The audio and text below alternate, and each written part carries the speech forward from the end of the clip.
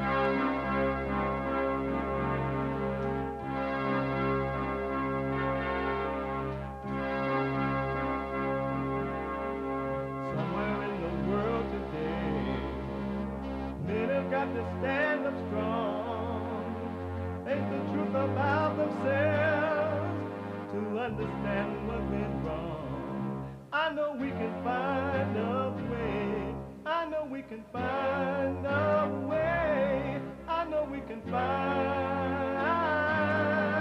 a way to stand up, stand up, stand up.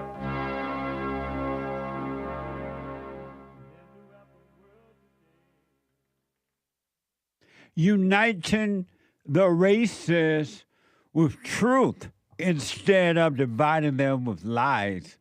We're also rebuilding the family by rebuilding the man. I am Jesse Lee Peterson. Good morning. Hey, y'all. Welcome to the show. It's Monday. I feel like it's Monday all over the world. I hope that you had an amazing weekend. My weekend was amazing. And it went by like 90 going north. You can get involved by calling 888-77-53773. 888-77-JESSE. Jesse, Jesse. And my biblical question, well, I'll get to that in a minute because I have a brand new biblical question, and it's amazing. We have every way that you can watch and support the show listed on JesseLeePeterson.com/show. JesseLeePeterson.com/show. And if you're running around, it's Monday morning, it's Monday evening, it's Monday night, it's Tuesday morning. It all depends on where you are. It's even Tuesday afternoon. And it all depends on where you are in the world. And we are heard around the world by everybody and their mama if you're black. And everybody and their mama if you're white. Amazing, huh? In Sydney, Australia, it is 3 a.m. Tuesday already. So see? That's from Chat CPT, whatever that is. Amazing. And so, wherever you are, whatever you're doing, you can podcast the show, but you can listen to the show live. Anywhere in the world on your iPhone or iPad by calling the listen line at 630 Talk to Me Live 650, not 63, 650-615-4131. 650-610. No, let me get it right. I'm black. Ain't black. So on TalkStream Live, you can be listening to the show on your iPhone or iPad by calling the listen line at 605-615-4131. 605-615-4131. And to donate and have your comments read out loud, and we got to get up on the Super Chat this morning. Got to finish the ones from Friday and Sunday. 605-615-4131. To donate and have your comments read out loud, go to Buy Me a Coffee. BuyMeACoffee.com/JLP Talk. BuyMeACoffee.com/JLP Talk or Bond JLP Cash App. Bond JLP Cash App. So Nick told me that it is 3 a.m. Tuesday morning, Sydney, Australia. And that's according to CHATGPT. And hate saying no, that's wrong. It is 3 minutes after midnight. It's just, I think, it's just after midnight in Sydney, Australia, according to Google. Never trust Chat GPT. So, Nick, egg on your face. I'm done with ChatGPT. What is Chat GPT and why would you trust them? It's the AI. I just asked it a quick question. But I made sure to put ChatGPT just in case. And it lied. Mm-hmm. What a mess. So, whatever time, you can still be listening live on your iPhone, iPad, all right, wherever you are. I have last night, yesterday, amazing fellowship yesterday, by the way. If you're not being helped by these fellowship service on Sunday mornings, you don't want it. Really, it's just that you don't want it. Because the truth about truth, it will help those who want help. But if you don't want it, it is not going. It's not like human nature. Human nature enforces itself on you, right? But the truth will not at all. Zero. It won't bother you. Sometimes it try to warn you, but you don't listen. It's okay. But first, I got to tell you, it's Monday. I forgot it's Monday. And for those who might be brand new, you don't know this. But every Monday, it is always Female Monday. And so, and we take all calls, but we take the female calls first as they come in. But we take all calls because Monday is and will always be, let it be written, let it be known, let it be said. Monday is and will always be Female Monday. All my life, I had to fight.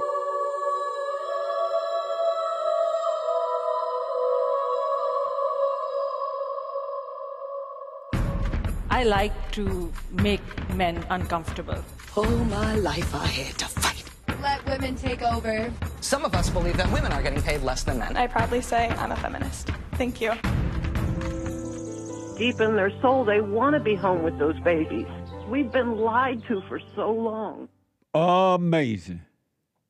Female Monday, 888-7753-773. We dealt with last week biblical question on yesterday. You can podcast yesterday's fellowship by going to rebuildingtheman.com/church. Rebuildingtheman.com/church. And last week, biblical question was, why do you want the approval of anyone else? Why do you want the approval of anyone else? And we talked about a few things as to why. And you can podcast and catch up on that. And because of time, I can't really get into it today. But I do have a brand new biblical question. And it's already caused a reaction around the world. Wasn't my intent, but you never know. And the brand new biblical question is absolutely a doozy. And on Sunday, if the Lord is willing and the creek don't rise, I'll tell you how I came up with this one. I pay attention to kind of everything, and I listen to what people say, blah, blah, blah, how they act, and sometimes biblical questions come up that way. And so, but I'll tell you about this and how I came up. Remind me, Nick, if I forget, on Sunday. The anchor baby is going to remind me. To remind you how you came up with this. Right. And Gotcha. Hate, on Sunday. And Hate is the producer of Sunday meeting, so remind me to mention how I came up with this brand new biblical question. Brand new biblical question for this week. And here it is. Concerning race, which color would you choose to be right? Concerning race, which color would you choose to be right? Which color would you choose to be right? Isn't that amazing? Amazing question.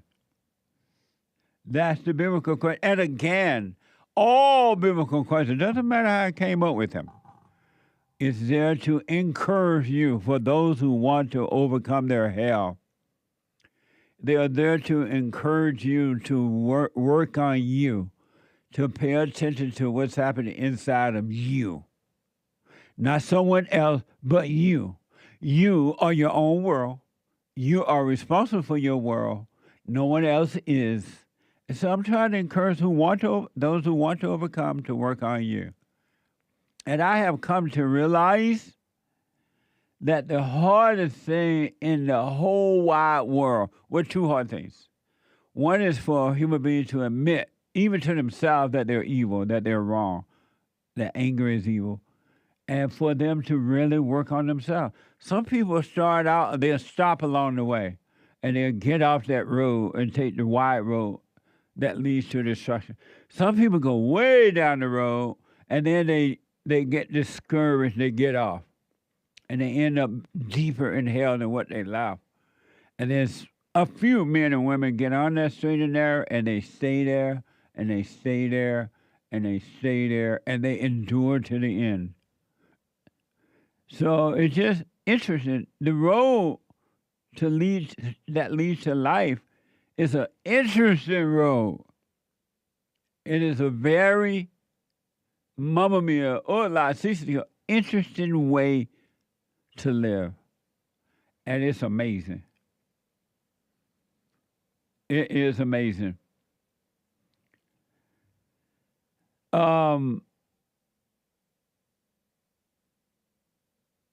A little news, and then I'll get to your calls. Some of you may have heard about this.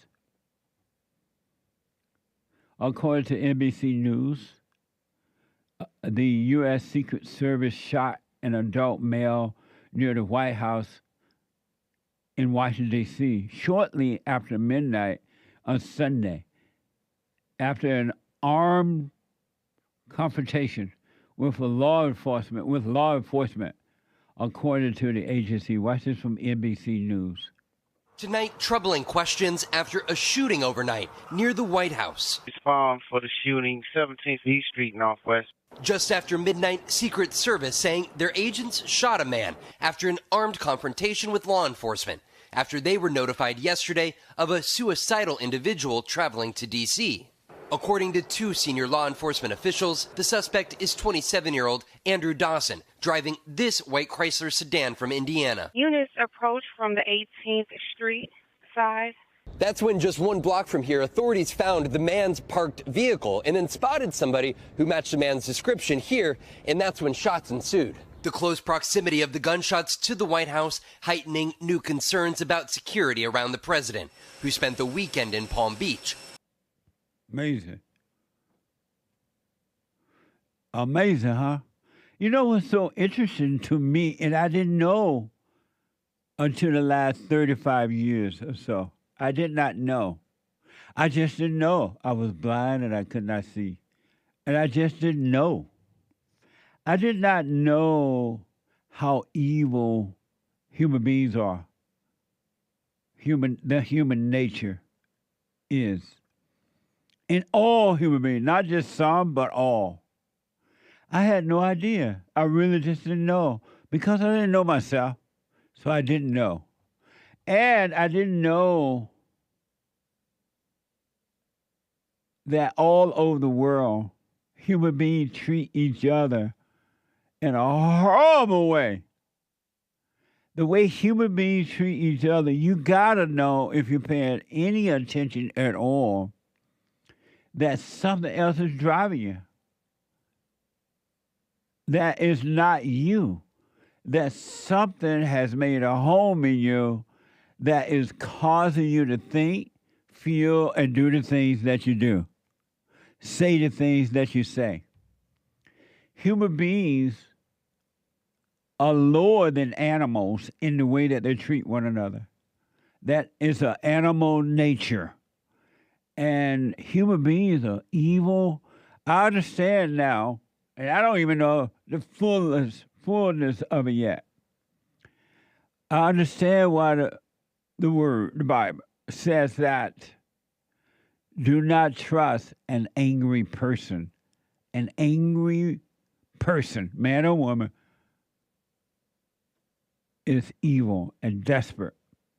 Is a murderer, and you cannot trust an angry person. And yet you want to push anger as good, and you use this to say, oh, Jesus was angry. That doesn't even make sense to me, but it just doesn't make sense. But human beings are evil, and that's why you must be born again. All who are born of the flesh must be born of the Spirit. You need a new birth, a new nature, a clear mind, a new heart. And then there can be peace on earth.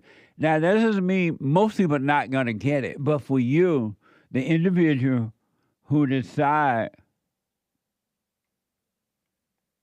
that they want to be free, they can. It doesn't matter about anyone else on earth. It's you, and you can be free on earth. But I'm looking at how the people in government treat each other.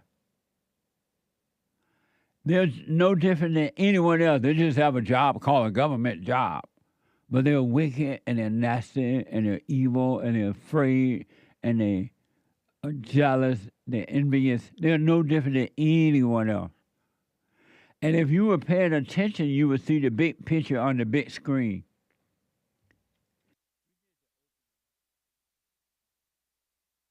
You'll see it, but you're not paying attention.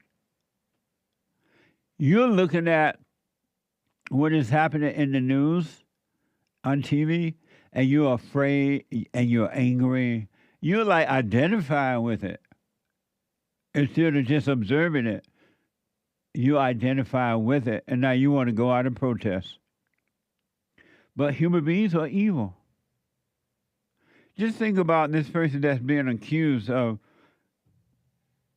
going up to the White House allegedly and trying to hurt somebody with a gun. What made this person do that? Why would this person allegedly, I have to put it that way, why would this person do it? Who or what told this person to do it? They didn't tell themselves that. They would just sit around with nothing else to do and decided, you know, I might as well go over there to D.C. and see who I can hurt, allegedly. Think about the way you treat yourself and other people. Doesn't something tell you this? Oh, you be angry at that person. You try to hurt that person. You do this or that. Or it'll tell you, you might as well take your own life. You're not worth anything. Your life is never going to be anything. You might as well as take your own life. That's not you telling you that, but you think you are saying that to yourself, and you take your life. Why don't you pay attention to see that you're not in control of anything? But you walk around blindly thinking that you are. You think you are making decisions. You think that the voice you hear in your head that is imitating your voice, you think that's you. And you believe it and you act it out.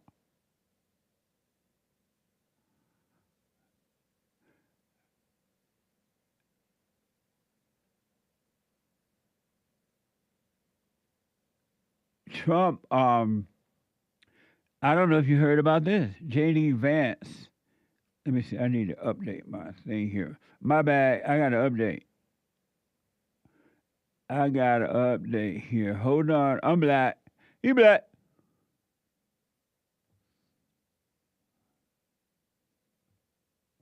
I got to update my computer.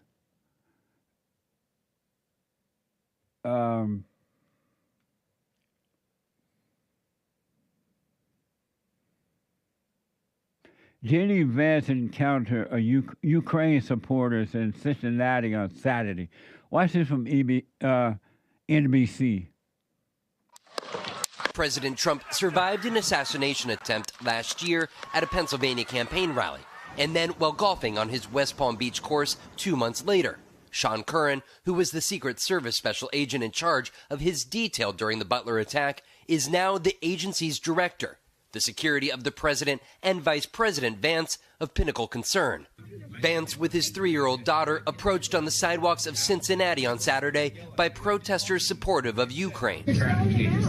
Vance posting that the protesters followed us around and shouted as my daughter grew increasingly anxious and scared, though noting it was a mostly respectful conversation. I had said, if I talk to you for a few minutes, will you leave my 3-year-old daughter alone? And you said yes. So I'd like you guys to respect that.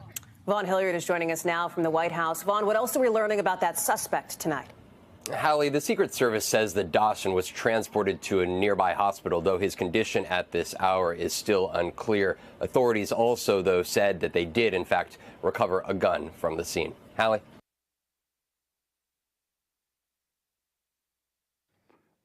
So was that about the Secret Service, or was it about J.D. Vance, or about the shooting at the White House? About what? About what?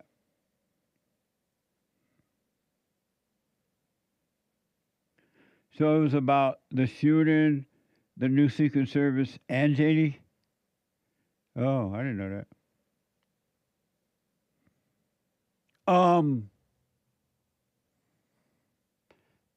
When I watch, I'm a little thrown off now, so I apologize. When I watch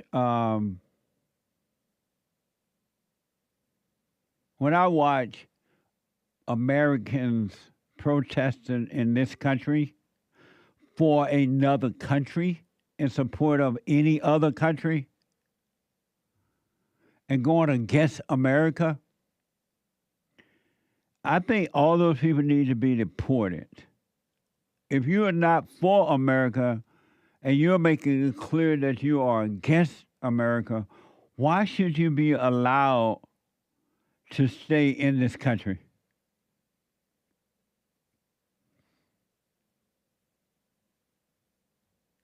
Really? I remember last year when they were having these college campuses protests, and they was calling America death to America, something like that, and death to Israel. And these people were like Allah Abba people. I'm like, why are these people allowed to even be in our country shouting death to America? Why?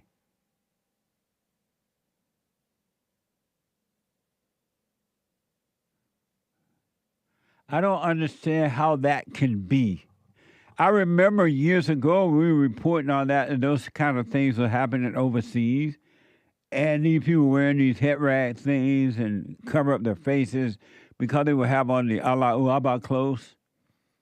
And I never imagined that American government would allow that to happen.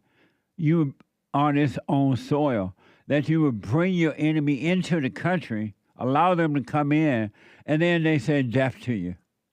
And you don't hurry up and ship them back. I don't believe we should have foreigners in our government. How are you going to trust a foreigner in the government when they come from a country where they have other ideas? Because people take their ideas with them no matter where they go. They're never going to be 100% for America. If you go against their country, the country that they came from, they're going to go against you. And yet, you allow them to be in government in the United States of America. If ever we needed you, Lord, we need you now. What a mess. It's a spiritual battle. And hell is right here on earth. Hell is here. Hell is in you until you start to overcome it. And it's inside of others. And human beings bring hell upon themselves and on you if you allow it to be. Evil human beings wake up in the morning trying to figure out how they can hurt you. And they get a thrill from it. And that's what they're doing to America. And they get a thrill from it. It has nothing to do with color. It has nothing to do with anything but good versus evil. Human beings are evil. And as soon as you, and I'm just talking about all human beings, your family members, your so-called husband, wife, your friends, they're all evil. And God said it, that salvation is of the heart. You need a brand new heart. Your heart is wicked. And that's why you're miserable. And in your miserable state, you want to make other people miserable. 888-7753-773. Let me go to Mimi out of Georgia. Mimi. Hi, Jesse. Are you on your way back home? If only it was that simple. I'm glad to hear from you. How are you? I am good. I'm very good. I looked up and today was Monday, which is Female Monday. So I was like, oh my goodness, I have to reach out and say hello to Jesse. Absolutely. Anytime. It's always good to hear from you. Yeah. So if you don't mind, I just wanted to kind of follow up on our last conversation. Okay. Absolutely. So what's interesting is that I had mentioned that I was kind of already in the plans, already moving in that direction to be kind of done. But it didn't. The devil is so tricky because it got really, really complicated. And so it just kind of forced me to go back home where I was. And so, yeah, I mean, I don't know.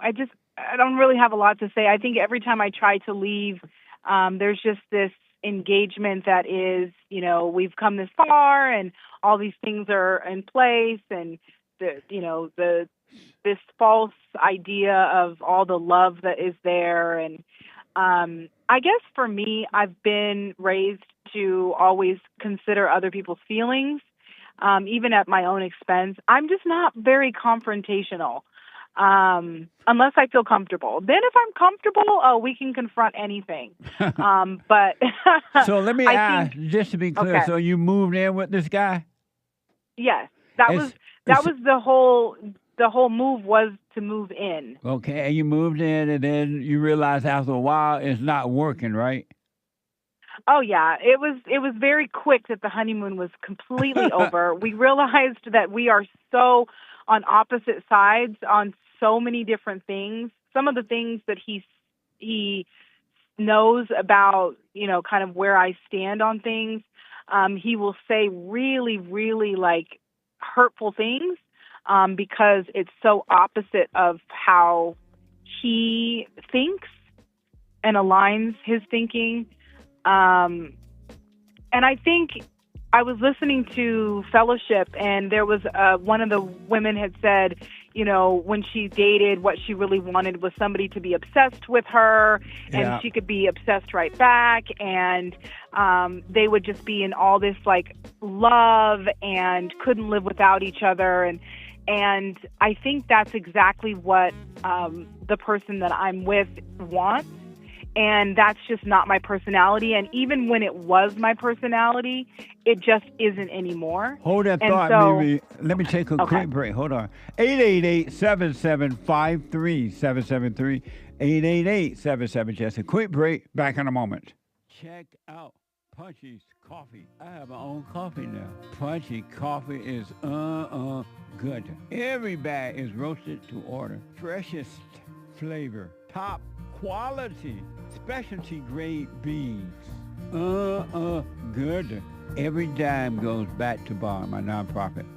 And we are rebuilding the family by rebuilding the man. So when you're drinking coffee and enjoying it, just know you're helping somebody. Amazing coffee. Punchy has his own coffee now. What the? And it's so good. All the way from the plantation to my own coffee. Who would have thought? Did that coffee come from the plantation? Did I pick my own coffee? Check it out. Go to rebuildingtheman.com, rebuildingtheman.com/stores, and get Punchy's coffee.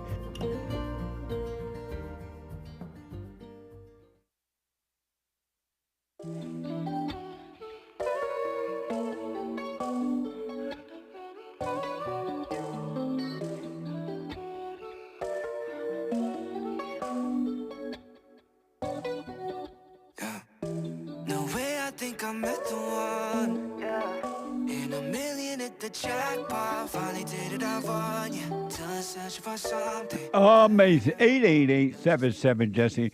The Hake Report coming up at 9 a.m. this morning is Monday through Friday from 9 to 11 a.m. The HakeReport.com.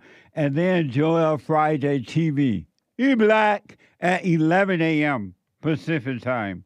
Joel Friday TV. And then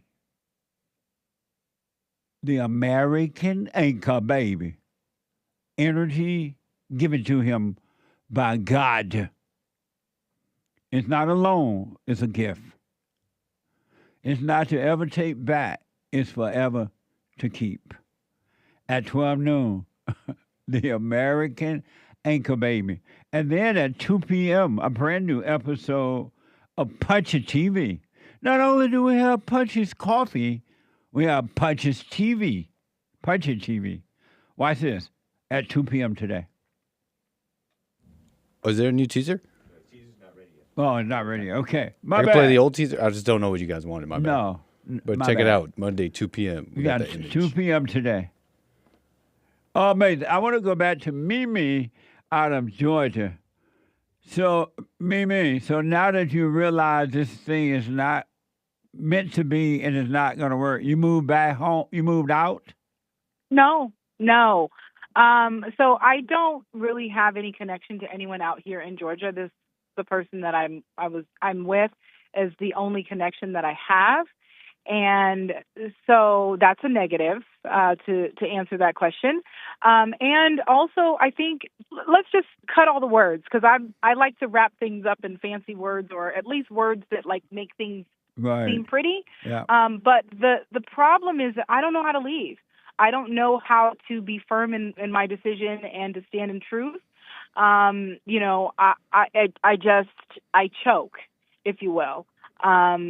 It doesn't take much for this person to say certain things, and I'm just like, well, I started out on this journey, and this is what I represented, and I need to continue to represent it. I need to follow this through. I'm always considering this person's feelings and how it looks. I know that there's tons and tons of ego involved in all of it, and I just don't know how to do it. And who is telling you that you don't know how to do it and you should stay? I mean, I know the answer to that. So why are you listening to the devil, to evil lies? I guess for me, I start to project what could happen. But who's telling you that? Jesus, Jesse. Because you're staying in hell, and it's only going to get worse. It's not going to get better. No, I know that. And that's why it seems like sheer insanity that I am. Well, let me ask you this. So it is insanity. That's for sure. Okay. It's insane, but go ahead. So the things that the person is saying, this person that I'm with is saying to draw us back together, and is that the devil too speaking through him? 100%. Because he cannot really reasonably think that it's all peaches and cream. Like, it's not. Right. It's only peaches and cream until I leave, and then when I leave, it's only it's only peaches and cream when I leave. Yeah. Then it's like, oh my gosh, you can't leave. Like, we've worked on all this stuff. And I'm like, are you crazy? It has not been easy for either one of us. And I am not pointing the finger at him. I'm not pointing the finger at myself. I'm just saying it has not been easy on either one of us. Of course. And it's only going to get worse if you stay. But you cannot live your life listening to what he says. You got to be in charge of your own life. Yeah, but Jesse, that scares do- me. That literally puts knots in my stomach. That literally makes me feel like I'm going to Earl. I'm not sure why. You going to I'm what? an adult. It literally makes me feel like I'm going to Earl. Like, I know I'm an adult. And it's my life to live. But I guess for me, I'm just like, well, I made this decision. I've got to walk it out. If I change my mind now, it means that I never loved him in the beginning. And I know you what you're didn't. going to say. I knew you were going to say that. I And knew you were going to say you that. did not make the decision to go and be with him. Evil made that decision, and you fell for it because logically there was never a reason for you to go to be with him. Zero.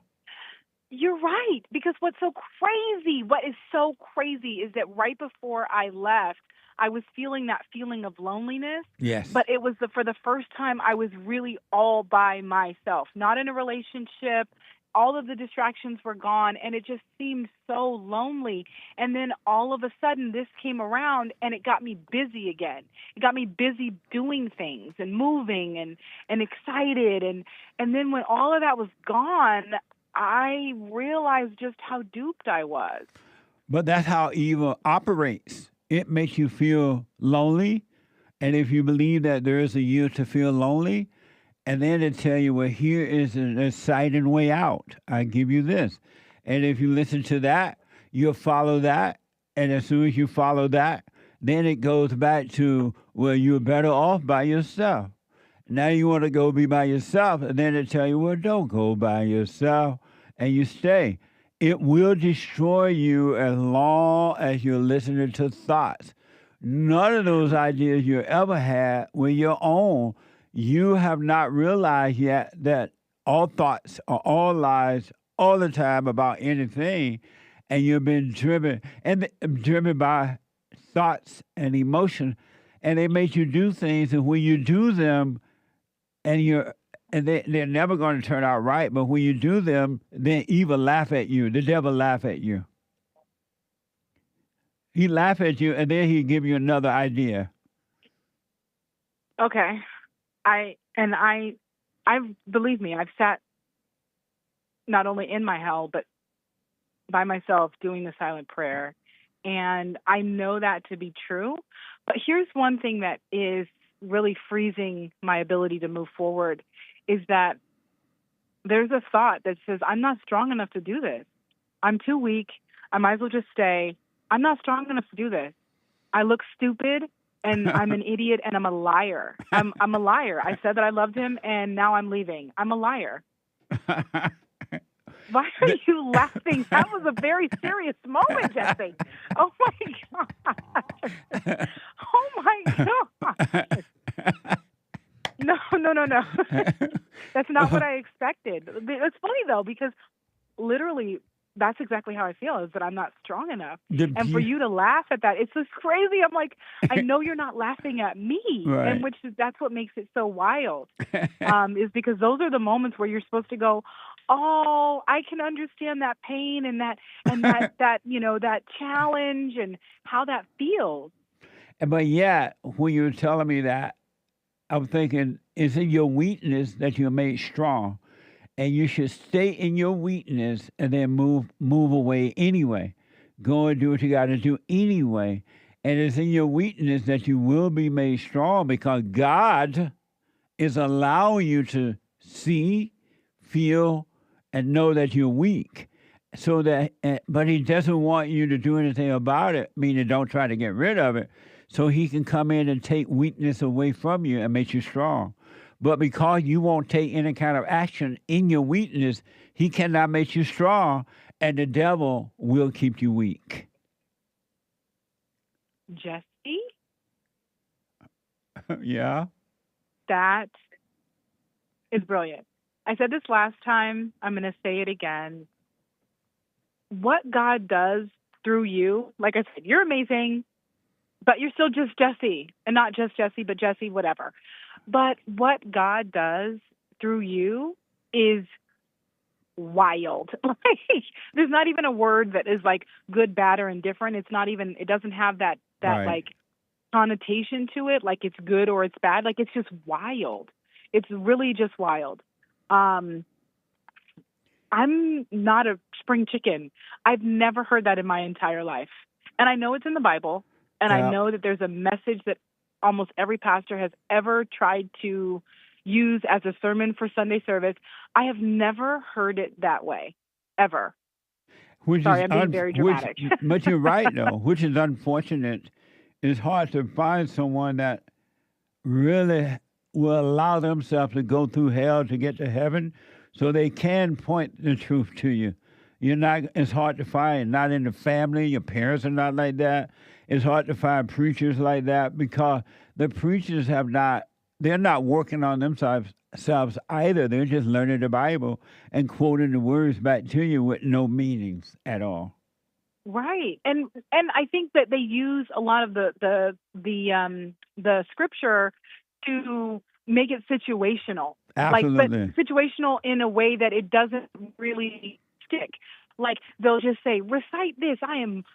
He makes me strong when I am weak, and all that kind of stuff. But like, not really making the connection that it's really in those weak moments that you're supposed to be weak. Like, you're supposed to say that so that you can be strong, and then all of a sudden do something irrational and show that you're strong. It's not that. It's to sit in the weakness. I've never heard that before, Jesse, in my entire life.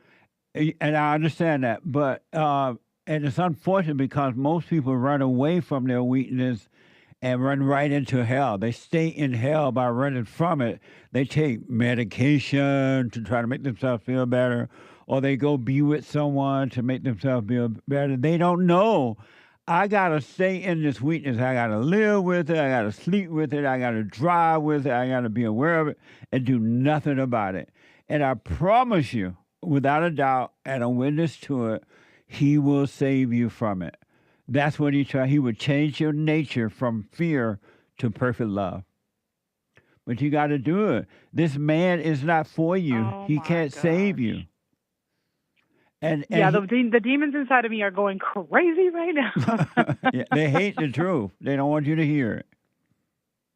And the guy that you're with, he can't see. He's in hell too, telling you about hell, making false. Oh, he's definitely. Yeah, making false promises.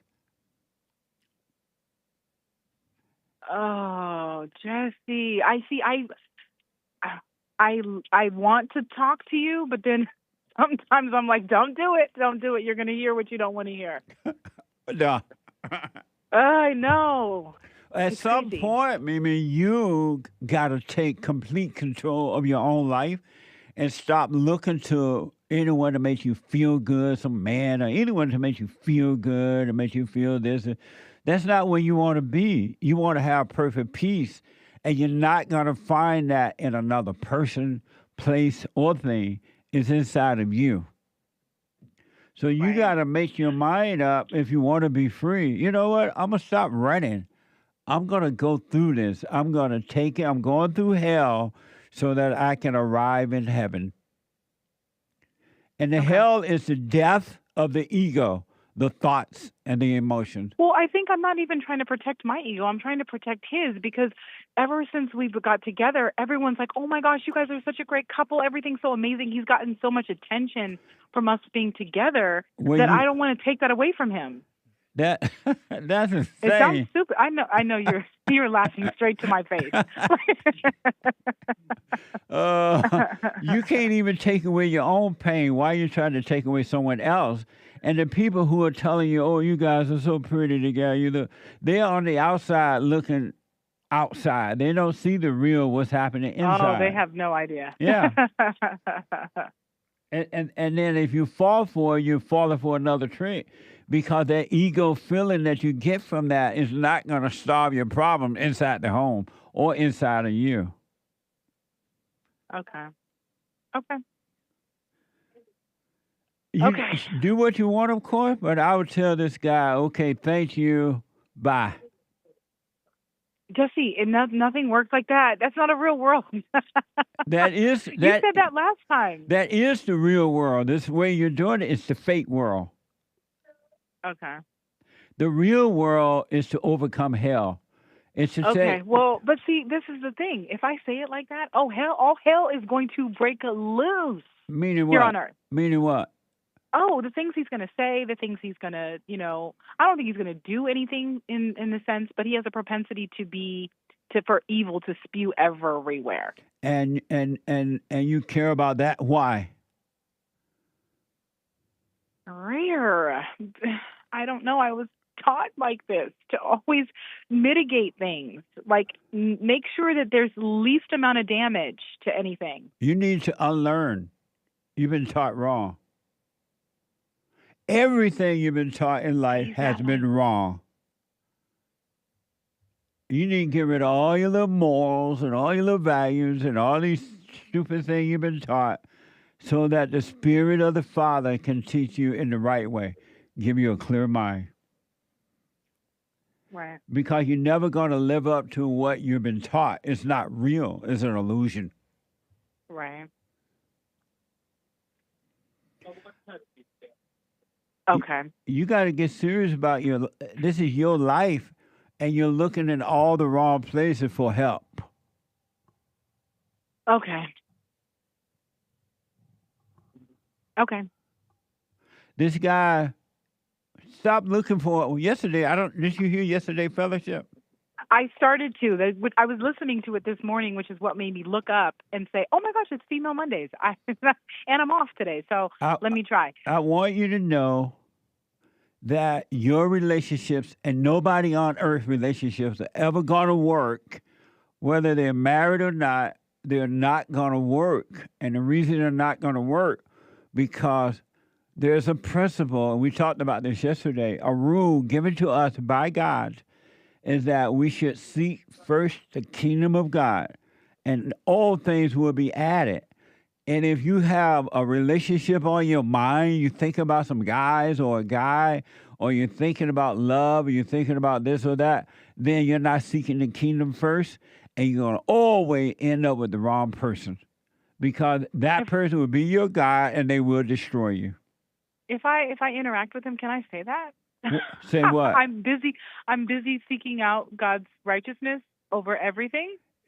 I wouldn't plan what I'm going to say, but yeah, you can say that. Okay. He's going to try to See, talk look at to me. you out. I'm looking for protection. Like I said, I'm really honestly not. This situation makes me feel really weak. And I'm like, what's going to protect me from all the evil that this person is going to spew? But why are you concerned about that? Their evil has nothing to do with you. And if they are evil like that, that's more of a reason to get away from them. Okay. Why would you want to see that a person's evil and yet you want to stay with them? Okay. They're going to destroy you. And the devil inside of you is already destroying you because it's evil who convincing you to stay with evil. Right. Feel sorry for them. They are hurt. They're really trying. You listen to evil, that's why you're suffering. When you're tired of suffering, Mimi, then you get on track and you stay. Okay. Are you doing the silent prayer every morning, every night? Let's say every other day, both morning and night. Are you doing the silent prayer every morning, every night? No. Did God say do it every day, all the time, or every other day? All the time. Why don't you obey Him? God knows everything. He knows about relationships. He's a better expert on relationships than we could ever be. He knows everything. Why don't you finally put Him first, seeking what's right and not even thinking about men or any kind of relationship? Right. That's true. Why don't you do that? Because my ego told me that I was supposed to be in a relationship, and that I've been listening to that since I was way far too young. Yeah. I understand that, but it's time to stop listening to that. Okay. There's not but one relationship you need to be concerned about, and that's your relationship with truth, with the Father. That's the Okay. only relationship you need to be concerned about. All right, Jesse, way to start Female Mondays. What? No. Yeah, But you gotta, I knew I was going to get the truth. You got to get serious about your life. You're responsible for your life. This is your world inside of you, and only you can work on your world. Okay.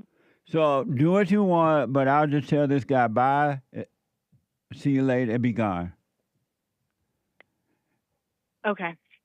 And stop listening to the thoughts. They're setting you up for destruction. And they know that you want what's right, because if you didn't want what's right, you wouldn't be calling me, or you wouldn't attend the bar meetings and things like that. They know you want what's right, and they do not want to depart from you. So they're working overtime to make you think that the lie is the truth. They want you to think it's you, and it's not. Okay. Okay. That's all I got, Jesse. That's all I got. And I appreciate everything that you said. Let me know the how truth. it goes, all right? All right, Jesse. Stop. We'll have a great week. I appreciate everything. Stop playing with the devil. Say no to the devil, and don't play with him anymore. Okay. All right. I wish you well. Maybe call me again. I will. Thank you, Jesse. All right. Okay. Bye. Amazing. 888-7753-773. Let me go to Michigan and talk to Maya out of Michigan. Maya, welcome to the show. You're on the air. Hi, Jesse. Hey, Maya. Hi. I have a question to you about the silent prayer. Uh-huh. So when I do the prayer, I just noticed that it's not so much the thoughts, it's more the emotions that are intense, like sadness and loneliness, or sometimes anger. Right. And then that makes me feel like very heavy, not to have any energy or a lack of desire to do anything. And so I guess I'm wondering, I've been doing it for a while, and sometimes it shifts, but it keeps coming back. So then I wonder what I'm supposed to do with those, or as I'm witnessing that. What you don't realize, you cannot have those emotions of loneliness, of this or that, unless you have the thoughts first. Emotions does not come by themselves. They are brought up on you with thoughts. And so you're not catching the thought, you're just feeling the emotion. And what you need, what I recommend that you start doing is paying attention so you can catch the thoughts before you feel the emotions. The emotions are fake, the thoughts are fake, but you're just not catching the emotions. I mean the thoughts. And if I notice the thoughts, so should I try to stop thinking those thoughts, or just kind of observe them and as well, or do I need to do anything? Can you hold for me? Let me take a break. Hold on, do not hang up. 888-77-JESSE. A quick break, 2 more hours to go. The hate news, not the fake news, and I'll be back in a moment.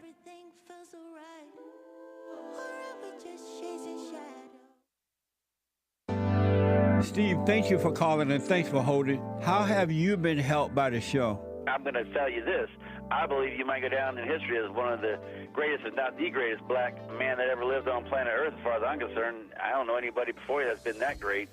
You know, freeing the slaves is one thing, but you've been freeing people of their mind, which matters, it should be anyhow, to you more than anything else, because with the mind not being right, there ain't nothing else going to happen right anyway. If you can doubt every thought because you're not your thoughts, if you can doubt every thought, knowing that you're not your thoughts, you don't create them, they're not from God, that they're from the deceiver, the great deceiver, Satan. If you can doubt every thought, you can be free, just like that. At an instant. Bring every thought into captivity. It's so amazing.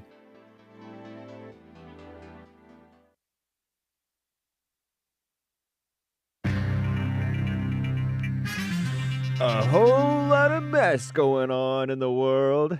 German travel is disrupted because of warning strikes, so-called workers not wanting to go to work, and government funding here in America, blah, blah, blah. Canada's next leader is Mark Carney, they say, at least for a little while. He may get replaced by a conservative. No more Justin Trudeau. Is that a good thing? Maybe. And a missing U.S. student in the Dominican Republic. Wow, be careful. This is the end of hour one of the Jesse Lee Peterson Show. It is Female Monday, March 10th, AD 2025. The lines are full, guys. JLP will be right back to your calls. You can call in every so often, though. Or as you hear Jesse wrapping up with a caller, call in on your old-time phone or your cell phone, 1-888-775-3773, or via Skype. Even if you're overseas, it is free. Use the dial pad. It is fake news, not fake news. Commie Nonsense Network, CNN reports air travel across Germany has been disrupted due to a one-day strike by so-called workers. A misnomer. They were not working, so they're not workers. At 13 German airports, the so-called warning strike is a common tactic in German wage negotiations. What a mess. Communists. Terrible.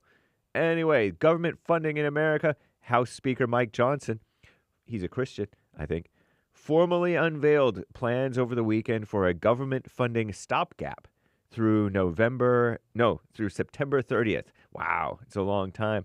A measure intended to stave off a potential government shutdown ahead of Friday's deadline and buy time for our greatest president, Donald J. Trump, and GOP so-called leaders to steer key pieces of the president's agenda through Congress this summer. House Republicans hope to vote on a bill this week. Democrat so-called leaders, they quickly slammed the door on supporting the measure, raising the specter of a high-stakes clash this week. The president has endorsed the measure. GOP leadership aides say that this would increase defense spending by about $6 billion with a B dollars, while domestic spending would drop by about $13 billion. Sounds like it's going in the right direction, right? If Democrats block the measure, they will risk taking the blame for shutting down the government, unless they can convince the public that it's Trump's fault. Pretty dumb, huh? If they allow the measure to pass, they could again look like they lack the strength and purpose to resist Trump's greatest presidency, the second term. And Canada's next leader, upstairs with the Canadians. It's not upstairs, up north. Mark Carney, C-A-R-N-E-Y, has been elected leader of Canada's Liberal Party. Liberal is in communist, I say, in a months-long high-stakes race to replace Justin Trudeau, the male feminist. While Mark Carney, perhaps a male feminist too, he is a liberal, will take over immediately. He will take over immediately as Liberal Party leader. Justin Trudeau, though, will remain as Canada's prime minister for an as yet undisclosed transitional period while his successor settles in. Mark Carney will be expected to lead the party into the next federal elections, where he is likely to face stiff competition from the so-called Conservative Party, which are pretty liberal themselves, if you ask me, which is currently leading in the polls. The Conservative Party is nice. President Trump has repeatedly blamed Canada for illegal immigration into the U.S. and threatened to turn Canada into the 51st state, maybe 51st and 52nd, and impose steep tariffs on Canadian imports, which the White House says, the white on the inside White House, says is necessary to stem the flow of fentanyl over its borders. Nice. In his first remarks following the result of the vote, Mark Carney referenced the tensions with the United States, saying his government would, quote, create new trading relationships with reliable trading partners, unquote. He also vowed to keep retaliatory tariffs that Justin Trudeau put on the United States until the Americans show us some respect. What a mess. I'm James Hake. Now back to the Jesse Lee Peterson Show, Female Monday, Hour 2.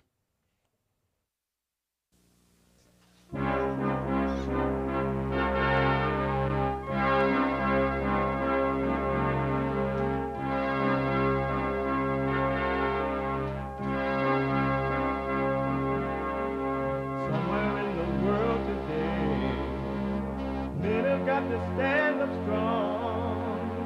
Ain't the truth about themselves to understand what went wrong. I know we can find a way. I know we can find a way. I know we can find a way to stand up, stand up, stand up.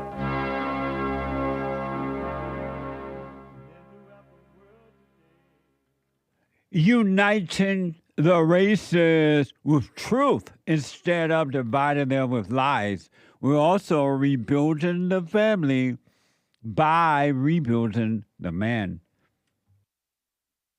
I am Jesse Lee Peterson. Welcome to the second hour of the show today. You can get involved by calling 888-7753, 773-888-77-JESSE, Jesse. Jesse. My brand new biblical question, and it is a doozy, if I must say so myself, concerning race. Which color would you choose to be right? Concerning race. Which color would you choose to be right? If you're busy, whatever you're doing, protesting J.D. Vance, protesting the guy from X, Musk, Elon Musk, jealous of Donald Trump running our amazing government right now, trying to clean it up, jealous because you're about to lose your so-called fake power, your money, jealous because you got to go back to work. You've been working, so-called working from home for years now, and you're lazy, and you haven't been working from home. You've been out somewhere, pretend you're working from home. You still could be listening to the show on your iPhone, iPad, by calling the listen line. You can podcast, but you could be listening as it is happening by calling the listen line on TalkStream Live at 605-615-4131. 605-615-4131. And to donate and have your comments read out loud, and we're going to get to those super chats. To donate and have the comments read out loud, go to Buy Me a Coffee. BuyMeACoffee.com/JLP Talk. BuyMeACoffee.com/JLP Talk or Bond JLP Cash App. Bond JLP Cash App. It's Monday. And Mondays, though we take all calls, Mondays are and will always be Female Monday. All my life, I had to fight.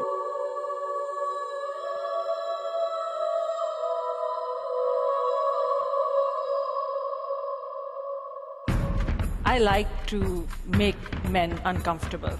All my life I had to fight. Let women take over. Some of us believe that women are getting paid less than men. I proudly say I'm a feminist. Thank you. What? Deep in their soul, they want to be home with those babies. We've been lied to for so long. Absolutely. 888-77-JESSE. I want to go back to Maya, I believe. Yeah, Maya out of Michigan. Maya, thanks for holding. Go ahead. Yes. So I was wondering about the thoughts and what to do with the thoughts during the silent prayer and the emotions, how to navigate the two. All you should do and can do if you want to be free from them, do nothing about them. You just need to be aware that you're having these thoughts, you're having these emotions. Don't call them you. Don't argue with them. Do not try to get rid of them. Just be aware of them. And then the awareness is coming from the light of God in you, and he will destroy the thoughts. The thoughts and emotions are spirits of darkness, and the light will destroy the darkness. Don't try to do anything about it, because if you do, you're giving false life to it, and you're keeping them alive in you, and they will destroy you. I guess the challenge I have is that they are kind of draining me energy-wise. So then I feel depleted. So even though I'm observing them, I just feel quite exhausted. I mean, give me an example. It means like you can't go to work or you can't move about? Well, I'll go to work, but then I'm just exhausted when I come back, because it's like I kind of have to force myself to go to work because I feel so tired. And then when I get back, I'm just really exhausted. You know, do you have any medical condition going on there? No. Okay. Well, what I recommend is that, because you may be identified with the thoughts and feeling, and you're feeling lonely or you're feeling afraid, Right. and you identify with it, and it makes you not want to get up and do what you got to do. Don't identify with it. And if you catch yourself identified, just know you're identified with it, but it's not you, and get up and go to work and do your thing and have your day anyway, and let it be. Live with it, walk with it, sleep with it, but do nothing about it. And it will be destroyed, because that's the thing that made a home in your imagination when you became angry with your mother when she traumatized you. You went into that world. You went into the dark world of your imagination, and you've been living there all your life thinking that it was you. So when you say not to oh, sorry, go ahead. So you think that you're feeling these things, you think you're thinking those things, and you're not. And so how do you get the space? Because I do feel like, yeah, those emotions are me. So how do I get space from that? By not calling them you. You know, like you could quietly say to yourself, until you don't have to say it anymore, I see those thoughts, or I feel that emotion, but it's not me. I feel lonely, I feel afraid, but I know it's not me. So you can stop identifying with it. And when you stop identifying with it, it loses its grip on you. And yes, you're going to feel the pain. It's in your body, but it's not in you. You're not your body. It's in your body, it's in your flesh, but it's not in you. And you still go about your life as a normal. 100%. 100%. And don't be murmuring to other people about it. Don't look all pitiful at work. And don't be trying to make your friends feel sorry for you. You wash your face and go about your day. So what's the difference between that and ignoring it? Like, is that different? What do you mean by ignoring it? So, for example, like you said, okay, so I'm saying this isn't me. I see it, and then I'm just going to go about my day, versus ignoring how I feel. Is there a difference between the two? Well, repeat what define ignore for me one more time. Sorry. Like, I guess I'm trying to figure out if there's a difference between just ignoring how you're feeling, or the same, like this, like recognizing that I'm feeling sad, or lonely, but I'm still gonna. Yeah, you definitely want to be aware of how you're feeling. Mm-hmm. But do nothing about how you're feeling. Don't even call it you, because in all honesty, there's no such thing as loneliness. It's impossible for you to be lonely. In all honesty, it's impossible for you to be sad or worry or have doubt or fear. That's the fake you that made a home in you, and you thought it was you all your life, and no one ever told you, hey, Mario, that's not you. Stop calling it you. Drop your anger so you can overcome it. So the real you have never been lonely, could never be lonely, ain't going to ever be lonely. It's the false you that's lonely, not you. But you call it you, so it feels like you. You're identified with it. And then how do you know, so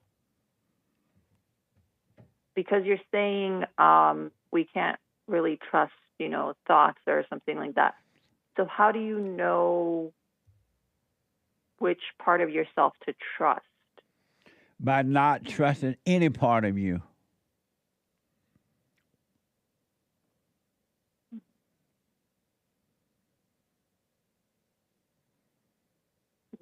I don't get that. There's nothing about you that you should trust. There's no part of you that you should trust. Just as you can't trust other people, you cannot trust yourself either. But we still have to lead our life and make decisions and all that stuff. No, you don't. The only decision you have to make, and even those decisions are given to you. What you want for dinner? Do you want a blue house or a black house, a red house? Do you want a couch in your house, or you want to sit on the floor? All the thing do you want a car? You want to take the bus? Just basic life decisions that you have to make, and even those decisions are made for you. You don't even make those decisions. You just think that you are. But there's not one decision that you need to make or can make or have made. So do you mean we should be more like passive? Passive? Yeah. No. What do you mean by passive? Like just, I guess, let things happen in life instead of taking action. That's a good question. Anything that want or need to happen to your false self, your ego, let it happen. Do not protect your ego. If somebody try to hurt your feelings, let them hurt them. And you will see that you're not your feelings. If you feel lonely, feel the loneliness, and you'll see there's no such thing as you being lonely. If you feel like you need to join a group to get a false sense of identity, don't join the group. And let yourself see, I can stand alone. If you feel like you want to go see mama, that you need to go see mama, but you really don't want to go see mama because you don't like mama anyway, then don't go. You got to, and you start to see that everything you thought and felt was evil, was an illusion, was not real.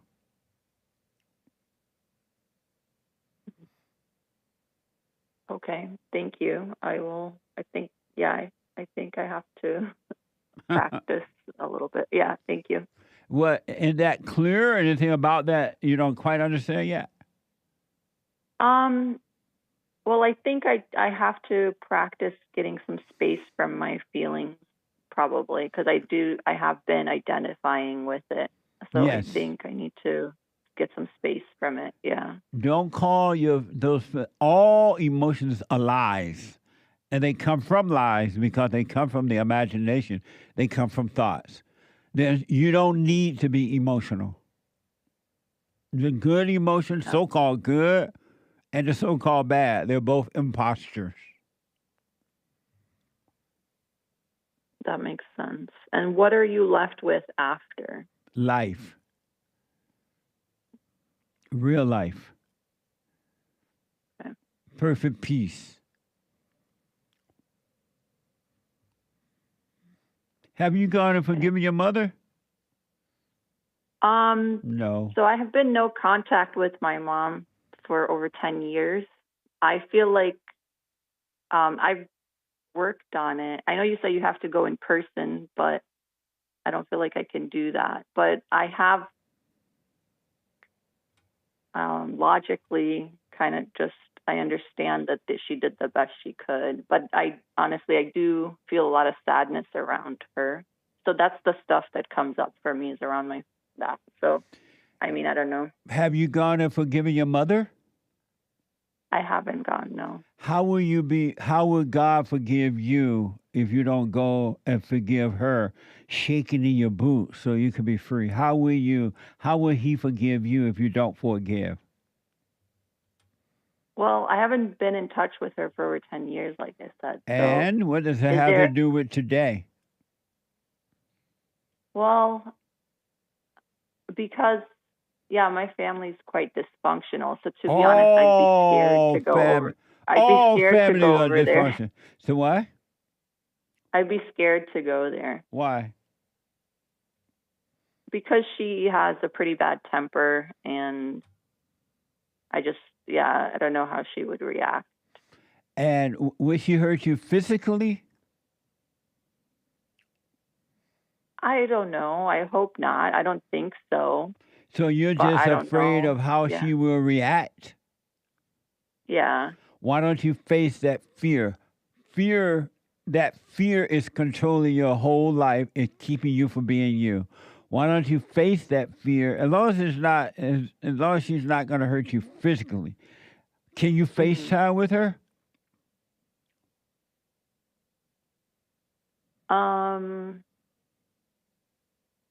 I don't know.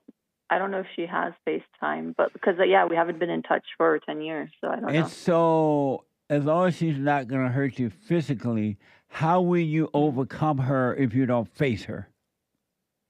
Shaking I don't in know. your I've boots. tried. You haven't. Yeah. You have not tried to go and forgive your mother. Well, I've written a letter. You have not tried to go and forgive your mother. Well, not in person, right? You have not tried. So why don't you face her and don't worry about what she's going to say or how she's going to act. That's her hell, and you want to overcome her hell that she gave to you. I do, but I guess because I'm too hurt by what she's done, so I don't want to face her. But the hurt is not coming from what she's done. The hurt is coming from you hating her, being angry at her. That's the hurt. The hurt is keeping your soul from being free. And what she done to you happened years ago. Your body has healed, but your spirit has not, because you won't go and forgive. And But I guess, why do I need to forgive if she's the one who did it? Well, you don't need to forgive. You can live in your hell. Well, I don't want to live in my hell. Well, if you didn't want to, you would go and forgive. Yeah. And Is that the only way? According to God, if you want to enter into the kingdom of heaven, you must go and forgive. And I will forgive you when you forgive. Forgiveness is simply me. I'm sorry for resenting you for what you've done to me, Mama. I realize now you couldn't help yourself because you're just like her. The struggle you're having in your mind and emotions, those are her struggles. She passed them on to you when you became angry at her. You feel exactly what she's feeling. You. Yeah, I agree with you. I can notice some resemblance. No, you just like your mama. She's never satisfied.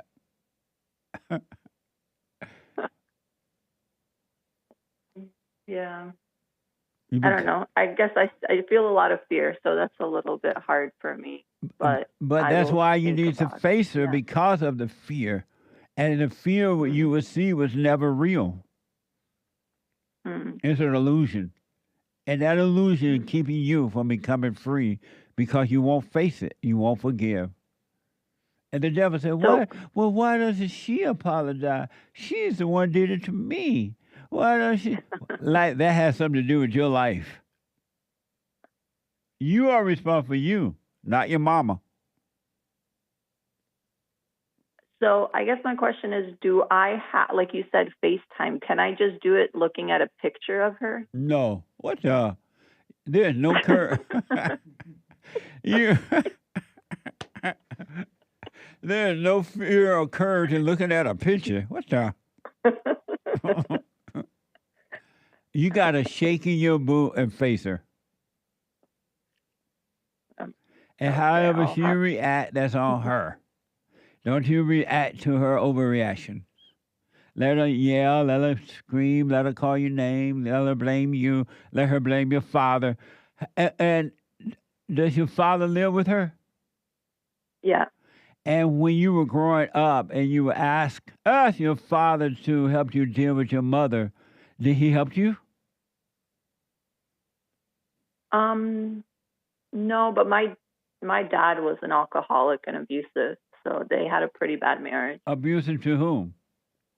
To my mom. That's because she had hell to pay. He didn't know how to deal with the hell in her in the same way you don't know how to deal with the hell in her.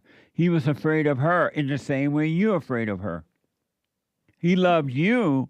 He just didn't know how to deal with her, so he became a drunk.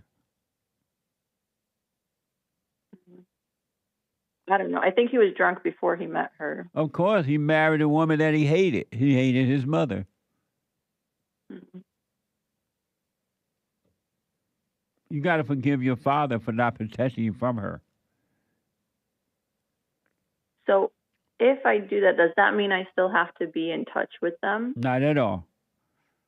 Okay. It means that you will finally be able to live your life with no guilt, no memories of the past, no thought of the future. You will live one with the Father and you will be free. You will become a whole person.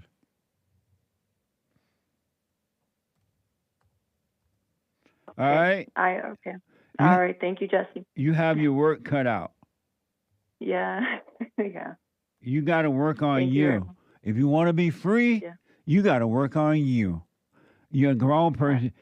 Our parents are responsible for us as children, but as adults, we are responsible for ourselves. I agree. Thank you so much. I wish you well. Thank you. All right. Have a good evening. All right. Bye. Bye now. Amazing. Jerome is out of New Jersey. Jerome, welcome to the show. You're on the air. Hey, Jesse, how are you today? All is well, Jerome. Thanks for calling. Oh, yeah, thank you for having me. Yes, sir. So I wanted to call and respond to, I had called on Friday, but our call was cut a little short. But so on Friday, I wanted to respond. There was a woman that had called in and she had just asked a question about, she was very kind about it. She just asked, why do you have certain feelings towards women? Why do you, not like them? Why do you possibly, she may have even used the word hate. And I agree with a lot of what she said. I just don't think she knew how to articulate herself. So I kind of want to follow up with it. Oh, okay. Go ahead. Yeah. So in relation to that call, well, I don't remember that call, but you can definitely ask me what you want to ask me about it. Oh, okay. Thank you. Okay. And so when she was talking, this is something that, I hear a lot when, I hear, you talk to people and, you've done it today, but it's also, well, you feel this way because your mother did this to you when you were growing up. Or, every woman, you tell men a lot, every woman that you date is your mother. Right. And, I hear you say these things, but I'll hear you say these things with no prior context or look into people's lives. It's like, where is he getting this information from?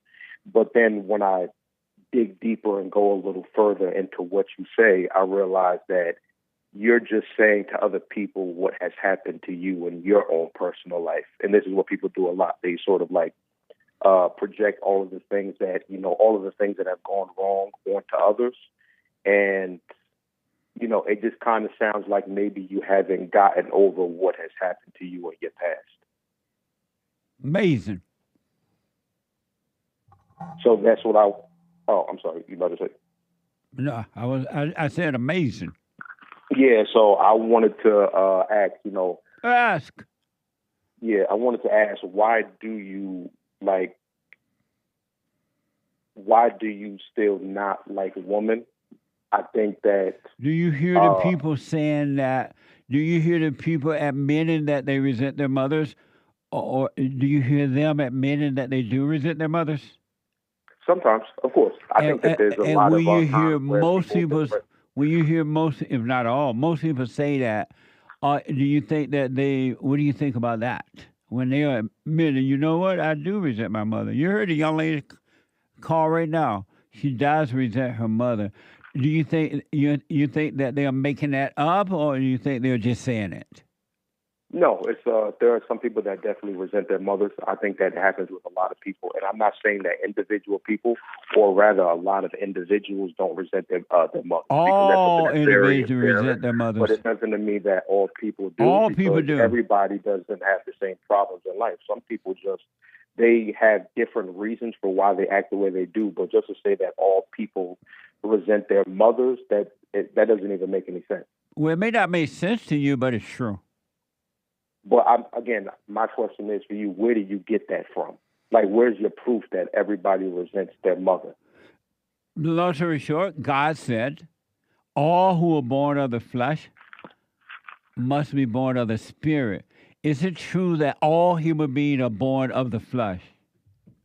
I can't speak to the biblical nature of things because I'm You not don't know into, if it's true or not if all human beings are born of the flesh? again, but that's a biblical thing. I can't speak to that because I'm not into the word and I don't believe in God, so I don't want to make this religious. So do you need to believe in God to know if all human beings are born of the flesh? Oh yeah, if you mean like born out of out of their mother, yeah. All human beings are born of the flesh. You do believe that? Yeah. And have you noticed that all who are born of the flesh have anger? No. Have you met one that doesn't? Yeah. And who is that? People in my personal life. It wouldn't really matter if I said a name. Right. No, you don't need to say the name, but there's not one person in your personal life who does not have anger. No, I could name a few actually. No, you can't. No, I can't. I mean, again. And why is that you don't? You saying you don't believe? I can't name people in my personal life that have. You cannot. But also too. But let me ask. Let me ask. No, I just wanted to go back to that quick point about being born of the flesh with the woman. All right.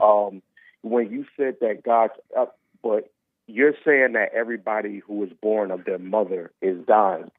But what you just quoted a scripture that said everybody who's born of the flesh. That doesn't say the woman. That's just how you interpreted it. And when I hear and so when they're born of the flesh, who are they born of? Who are they born from? When I hear people call in and they try to interpret a verse, you say things. You're wrong. If they're not born of the flesh of the woman, who are they born of? A cow?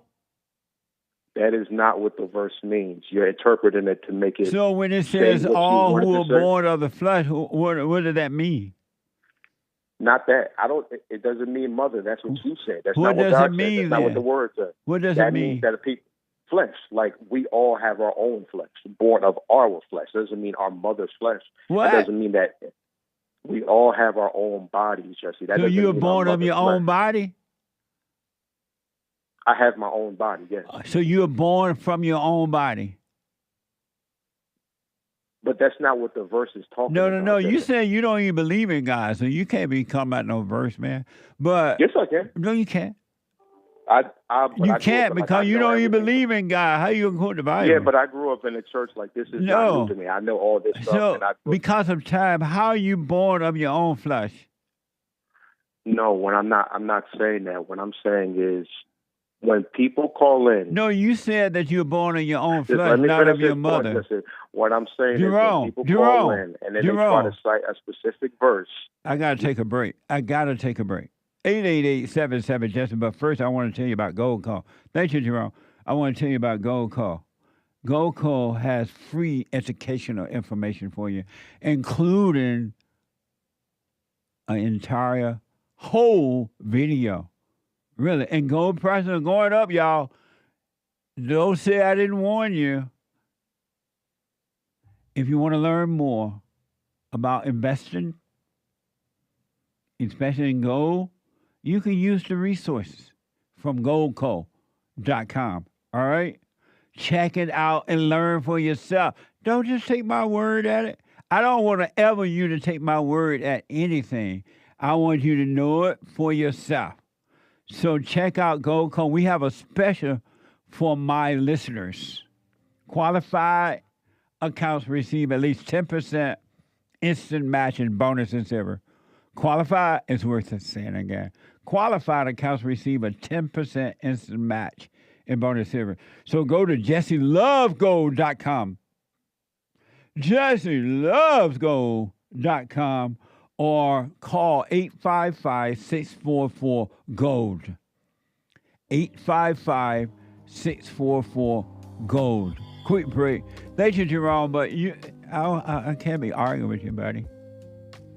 You don't believe in God, but yet you talk about the scriptures, what they do. And you say you're born of your own flesh? What's the... Quick break. Back in a moment to your phone calls and super chats. I'm 32 years old now, and I've been clinically depressed since I was 17 years old, and ever since I started listening to you a couple of months ago, bro, I don't even need to hear the word depression. I don't even care about that because that's not anything that I identify with anymore. Nice. I'm 100% cured. I'm 100% better because I've been listening to the Jesse Lee Peterson show, and I can't even begin to tell you how much I appreciate you. And I just can't even, begin to tell you how much I really appreciate the things that you're doing for young men. Young men need to hear this, and young men need to know this message that you're delivering because it's important. It's vital to their lives, Jesse. I just wanted to let you know that, man. That's amazing. I mean, you made my day, man. When I hear one soul has returned to the Father, it's like 1,000. It's better than silver and gold. So God bless you, man.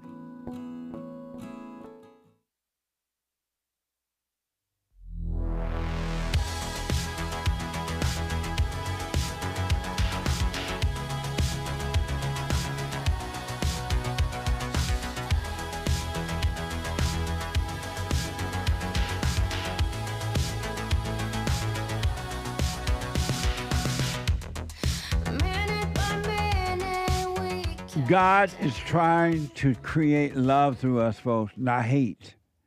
Your father, the devil, is creating hate through you and not love. Look at the world. The world is a mess. It is hell on earth. Brand new. Do we have the Puncher thing yet? Okay. Brand new episode of the Puncher TV. Puncher TV, not the Puncher TV today at 2 p.m. Watch this from Puncher.tv. We are back to the roots. Why have we been so conditioned to stay within these rules? Because it seems like Trump is following none. Man, you bring up such an interesting thing. They're like, politics is how we run this, but it's just these things that we adopted. Back then, autism, it was like 1 out of a certain number of thousands. Now it's 1 out of 36. I have little moments that I'm like, oh, well, I did that the other day. Yeah, exactly. The chat has me almost thinking that I'm autistic. I see myself on video having like a weird stare or whatever. I thought you were autistic. If ladies truly understood that it's as simple as you are created for the man. The reason why that seems so controversial or people reject it is because it feels like, oh, I'm not worth anything. You're a slave to sin. You're a slave to your mind. You're slave. Exactly. And here's a man bringing you out of that. That's what it's supposed to be, right? And like, that's independence. That just proves that they're about their ego. Oh, amazing. Puncher.tv.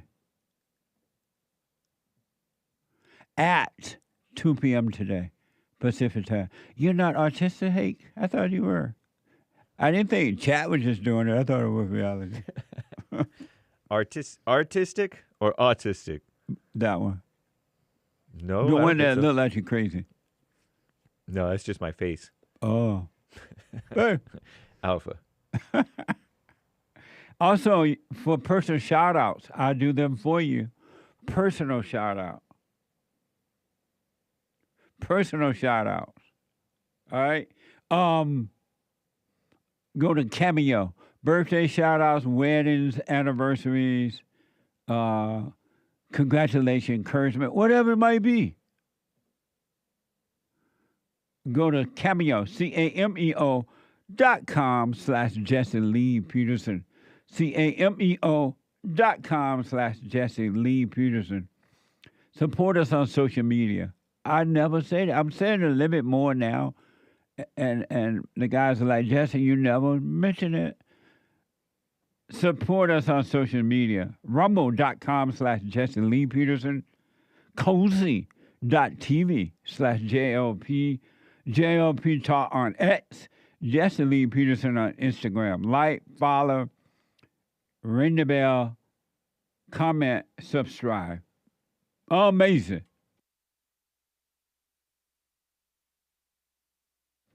And shout out to the Australian views. Way down under. Amazing. Shout out. Let me go quick to Luke, and then I get to the super chat out of Arizona. Luke, thanks for calling. Thanks for holding you on the air. Of course, Jesse. Thanks for taking my call. Yes, sir. Yeah, so I called a while back. I know I shouldn't ask if you remember, but it was during the Diddy episode, and I talked about how my wife was leaving and filed for divorce, and she wanted me to always come home, and she really just tried to control me. Right. And you gave me some good advice to just live in the present and just kind of make the decisions based on kind of what's presented to me. So that's what I was doing, and really just working on myself, not really paying attention to her, which she didn't really like. And so, so yeah, I just wanted to give you an update on that, and it kind of just ties into the church from Sunday last night, and then the first two female callers. So after we spoke, she was gone, but then we kind of reconciled, and I think that was a big mistake. I was still working on myself, and things just kind of got worse. You recommend to kind of part ways, and I should have just let her go, but we kind of just came together again. But yeah, things just kind of went downhill from there. She kind of wanted me to be extra beta, and because she already filed for divorce, and so she really wanted me to just show her that I really wanted her, but I couldn't be extra beta, Jesse, so I just couldn't do it. Yeah. So yeah, I was just, don't be a beta. Yeah, I couldn't go down that road again, so I was really just working on myself, and there was at one point I was driving her, and I really just told her how the cow ate the cabbage, and I realized that I resented her, so I apologized for that. And something crazy happened. She started attacking me in the car, so I kind of had to defend myself, and I ended up calling the police, and then I ended up getting arrested. So, did you call the police, or she called the police? I did. Why would they arrest you? Well, I was defending myself, and she has a way with words, and she's when a she's pretty girl. crying, she's lying. Exactly, and I have my shirt, and it's very comfortable. Nice. So yeah, I spent a day in jail, and I just did the silent prayer the whole time. Prayed without ceasing. I didn't really worry about anything. And I was released. The case was dropped because there was no evidence. And then I really just started working on myself, and really just she had basically, when I was in jail, she took up all the furniture and left. And I'm glad that divorce finally went through. So everything's kind of been going great for me. I've been doing the silent prayer, morning and night, sometimes during the day. Gave up all my vices, just been focusing on work, just kind of basically what's in the present. Right on. And I got to tell you, my life never been better. I mean, work is going well. Just everything just seems to be going really well. And yeah, I just wanted to thank you for that and just give you an update on all that. Right on. You don't have any kids by her? No kids, no. Nice. Absolutely. So, so you heard yesterday's fellowship? I did, yeah. So here's what I recommend. Just a reminder from yesterday. Stop thinking about women. Stop thinking about anything except seeking what's right first. And that's what I'm doing. Yeah, just work on that. Go to work. Build your house. Live your life. Yeah, I realized that's how I got in that mess in the begin with, because I went from relationship to relationship, and the reason why I was so beta is because I didn't want her to leave. She was trying to leave, and trying to keep her around, kind of just like the last caller. Yeah. And it just didn't work, and I knew it didn't work, but I kept doing it, and then eventually I stopped, and anytime they want to leave, you just say simply goodbye. Okay, take care, and you shouldn't feel anything about it. You should never ask them to come back. Don't contact them. Be done with them. Because if you do, it's an implication that something is wrong with you. Why you can't live by yourself? Why you got to have someone? You know what I mean? Yeah, exactly. And I sat with those feelings, and I was sick for a while, and I just didn't reach out to anything, gave up all my vices. And on the other side now, I feel great, and I'm glad I did it. Well, you stay with it. You stay with it. Stay with it. And when you seek what's right, God knows relationships better than we do. We don't need to look for that. We should have that first in our mind. But because we were traumatized like that growing up, and we've been told, you need to get married, you need to have children and all that. It's a setup. We got to unlearn everything that we've been taught and just start living, and it's going to be amazing. So stay with the prayer. Watch those thoughts. Do not go with any of them, and it's going to only get better for you. Will do, Jesse. Yeah, I can't go back to any of that nonsense. And Chaos, yeah. So you don't hear from her anymore, anything? Nope. And even if she did, I would just ignore it. Yes. Have nothing to do. And thank God that you don't have any children with her, because if you did, she would use those children to try to destroy you. She would destroy those children trying to hurt you. Yeah, it's funny you say that because I was hanging out with her little niece and nephew with her one day, and she was upset with me for I don't know what reason. But she was turning those kids against me, and I could see it. And I'm like, I can't have any kids with this woman because she's going to do the same exact thing for our kids. 100%. 100%. Amazing. Yeah. Well, thanks for the update, Luke. And you stay with it. Stay with it. Stay with it. You haven't seen anything yet. Great. Yeah, we'll do, Jesse. And one thing, I sent you a video clip through Instagram kind of talking about racism and how it doesn't exist. It's from the BBC. Okay. I thought it'd be a good clip for the show, so I just wanted to let you know there. I'll check it out. Thank you. Awesome. All right. Thanks, Jesse. All right, buddy. Amazing. 888-7753-773. Super chat. Super. Paola says, Happy Friday. Happy Friday to you from last Friday. Thank you, Paola. Thank you, Paola. Mark says, Quoi? James parle français? Oh mon Dieu. Prions. Something like that. Prions. That means what? James speaks French? Oh my God. Let us pray. All in the name. And I may have butchered the French. Pardon my French. Nice, though. Amazing. Thank you, Mark. Thank you, Mark. That was from Friday as well. Yeah. Kevin, 211-211, 5 coffees. Thank you. Thank you for the counseling midweek, Jesse. Very helpful. And thank Hank for the help on Skype. Stay with it, stay with it, stay with it. We have the best counseling service on this side of heaven. You may only need 1 or 2 sessions, right? But some people like coming back more kind of update and let me know how things are going. For a family, individual, and whatever. We have by Skype, phone, or walk-in. Go to rebuildingtheman.com, rebuildingtheman.com, or call 800-411-BOND, 800-411-2663 to set up a council appointment. And be patient because I am booked for months. So be patient. If someone reschedule or cancel, we let you know immediately. All right? Thank you.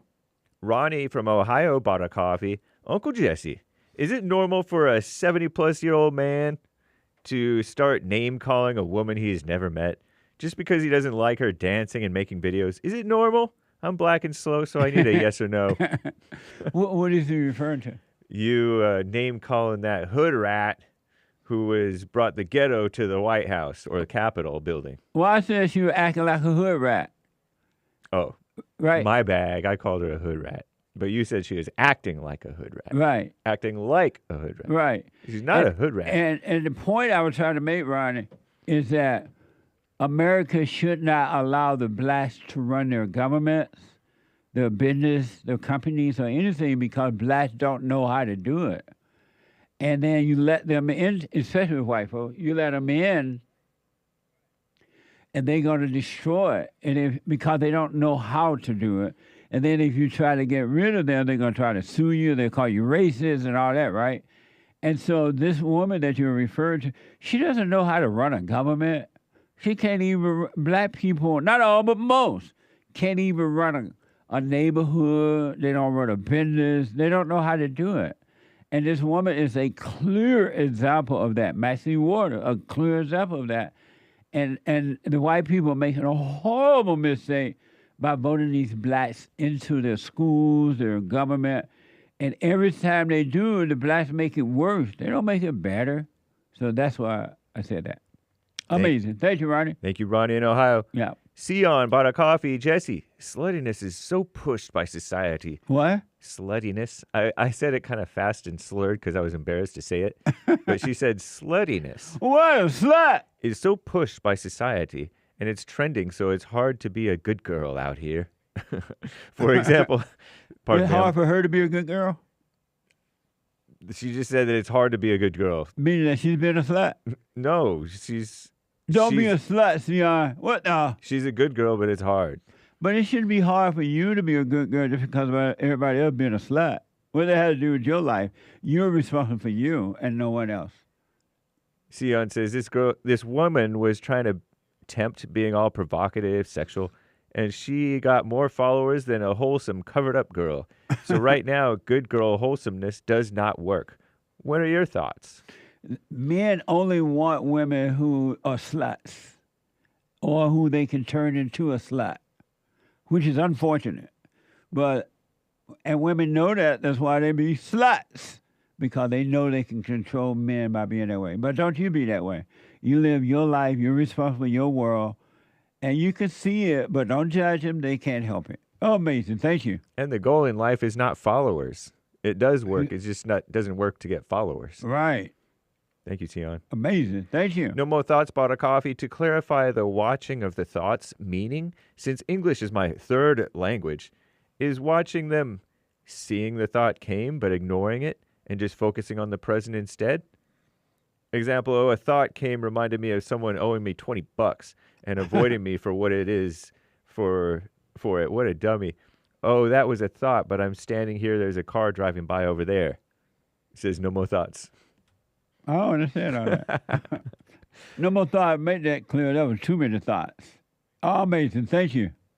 Thank you. No More Thoughts. Yeah. Nice name. Emilio bought 3 coffees. Good morning, Jesse and the experts. Good morning. I heard Trump pardoned R. Kelly and is out of jail. Laughing faces with tears and sideways. Oh, that's a joke. I think he's joking, but I don't know. I've not heard anything like that. Neither have I. But thank you. I appreciate it. Elise says, God bless you guys. Keep up the good work. Tell Joel stop being a beta, LOL. Oh, amazing. Thank you. He hear it. Anthony. He listened. On Cash App.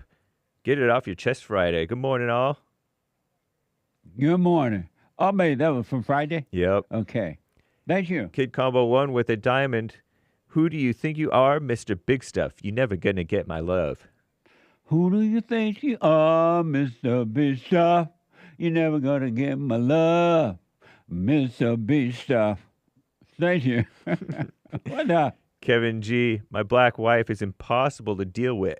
What do I do? That's what you get for marrying a black woman. What the white men who marry black women, those women, you beat them up, control them like naughty going north. And the white men are marrying black women because they think they're getting away from the spirit of their mothers, and they walk right into it. So don't be angry. It's your fault. Don't blame her. And start standing up, but don't be angry. Just don't give in to her crap. Amazing. Thank you. I don't know if Kevin G is white or black. Oh, that's a good point. Yeah. If you're with a black woman, I don't know what to say. Let me know if you're black or white, Kevin, or Mexican, or Asian, or Filipino, or Japanese, whatever. Shout out to Friday's top contributors on the D Live crew, Games for Rec, Good Vibes, something, Cactus Eater Bear, and the rest. Thanks as always. Very nice. Thank you. We'll pick up on that. We'll read your Sunday chats next time, Yes. and Monday. We'll catch up on those. Amazing. Thank you. Let me go quickly to Crystal, our first time call out of Texas. Crystal, welcome to the show. You're on the air. Hi, Jesse. How are you? All is well, Crystal. Awesome. Well, I just wanted to thank you for everything you have done in mine and my husband's life. I forgave my mom and my father, and life has been free and great ever since. I just wanted to say thank you so much. Amazing. You stay with it, stay with it, stay with it. It only gets better. Yes, sir. I believe it. I completely believe it. Thank you so much. You're welcome. Thank you for your call. Amazing. Bye-bye. Bye now. Amazing. Excuse me. Amazing. Bobby is a first-time caller out of Georgia. Georgia on my mind. Bobby, welcome to the show. Hello, Jesse. Hey, Bobby. How you? Jesse, I'm good. I feel amazing. This is Bobby. This is Bobby? Yes, Bobby. Yeah. Bobby Kennedy. Right on. Go ahead. I had a question regarding the blacks and So it's a impulse control and behavioral fake issues call. among the black race. Huh? Jesse.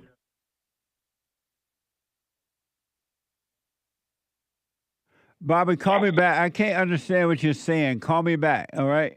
When your voice clears up. 888-77-JESSE. JESSE. Let me go to Oliver out of Texas. Oliver, welcome to the show. You're on the air. Hi, Jesse. I just wanted to call to say thank you also and just kind of relate my story about how dumb and slow I was. 2 years ago, you gave me exactly the right advice about how to forgive my mom. And it took me 2 years to get past my dumb ego because we all love our hell, right? Yeah. And I heard the lady earlier talking before, a couple of calls before, and that's what made me decide to call because, to say thank you because, God, I wish you told me exactly what to do. I'm dumb and slow, and so it took me 2 years anyway. Last week, right after listening to your service, not yesterday, but the week before, I called my mother and forgave, FaceTime, because that was part of, your advice. Right. And when I called before, I said, I think I can do it, but I don't know if I'll mean it all the way. And your advice was, yeah, you can fix that. Just go and forgive your mother. Right. and I didn't realize at the time it was, look, just do it anyway. It's going to make sense after you do it. It's not going to make sense before. Absolutely. And so when I heard the other lady and everybody, we all argue with you. I did my best not to argue with you on the air, but obviously for the next 2 years in my head, I argue with you about it. What the? And, but I'm so happy. And it was, precisely the right advice. When I finally just did what you told me to do, because I remembered it real well. Right. I didn't even know I didn't even feel good about it for the next day. I was still uneasy. And then after that, then I started to realize like what I had really done and, how silly it was that I was living. I finally was so fatigued physically that I didn't love my own hell for that day. So I took that opportunity. So if anybody else out there is listening, take whatever opportunity you can and just stop fighting the advice. It's the way you give it is perfect advice, man. And I just can't thank you enough. You're welcome. You stay with us, stay with us, stay with it. How did your mother react to your forgiving her? Well, I couldn't understand kind of the expressions on her face. You could see it on FaceTime. So, can you hear me? Hold on a minute. Hold on. Let me take a quick break. I didn't see the clock thing. No, we're still in the song. Huh? We're still in the song. The break is starting. Why am I here today? Oh, I see. My bad. I'm black, and so I'm sorry. Let me take a quick break. 1 more hour to go. Hate coming in with the hate news. I'll be back in a moment, folks. These are children of the light. Children of the light. Godless. These are children of the light. Children of the light. They're liars. You choose good or you choose evil. You choose good. We have a counseling service, and I have to admit, thanks to God, it is the best counseling service on this side of heaven. I counsel with men and women, families, individuals around the world. Most people are unhappy, they're miserable, they have rough lives, they're depressed, suicidal, young and old, of all races. I understand, I know why, and I do understand it. Because exactly what's happening in me is happening with everybody outside of me, inside of them. And I've noticed that with those who really, really, really want to understand, they overcome it just like that, out of one counseling session. If you need counseling, you can go to rebuildingaman.com or call 800-411-2663. 800-411-BOND. Best counseling service on this side of heaven.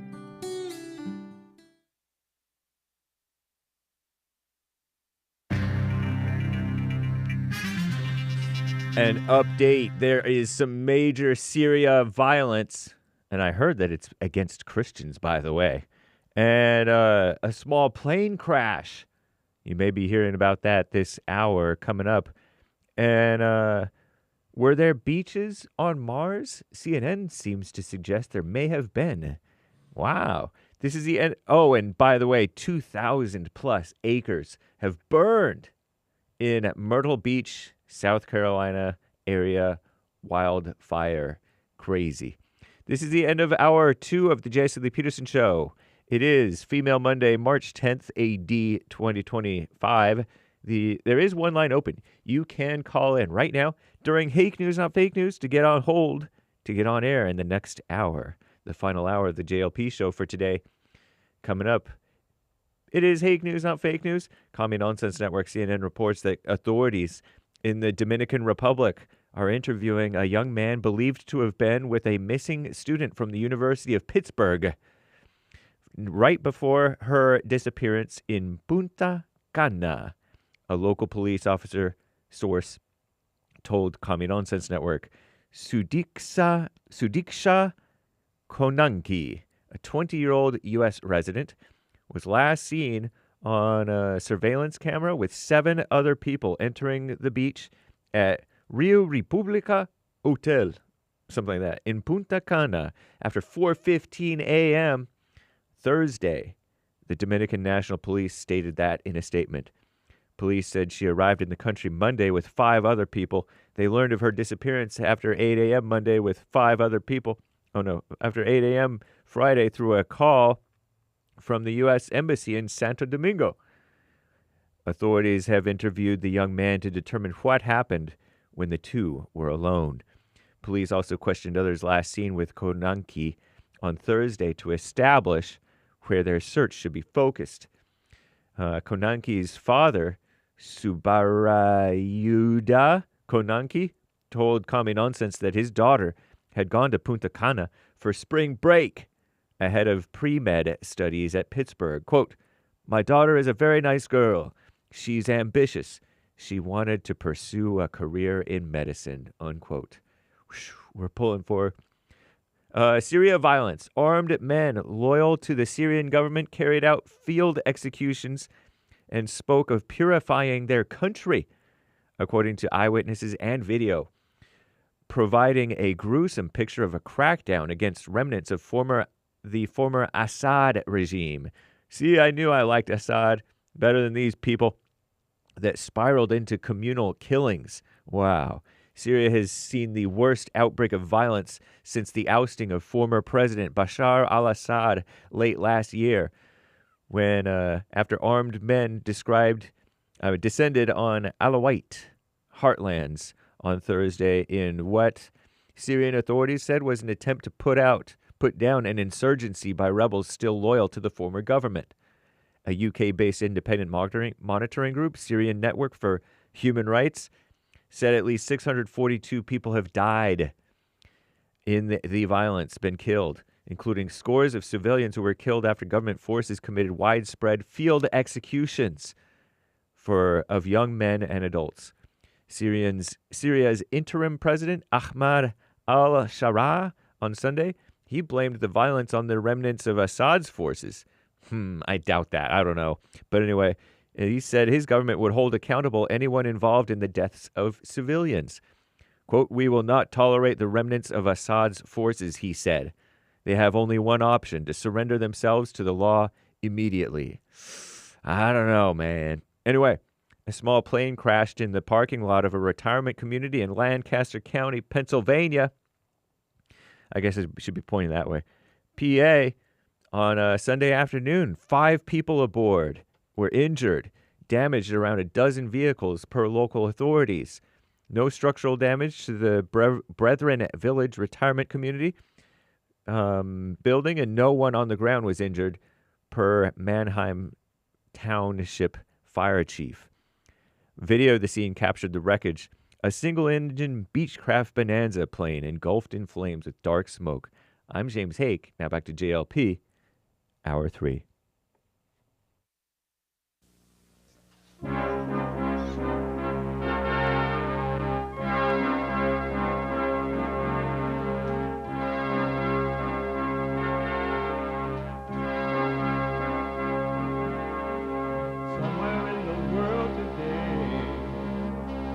got to stand up strong, face the truth about themselves, to understand what went wrong. I know we can find a way.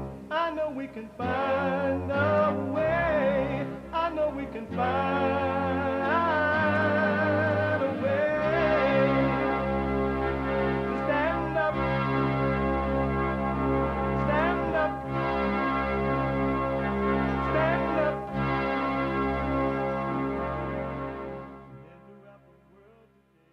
Uniting the races with truth instead of dividing them with lies.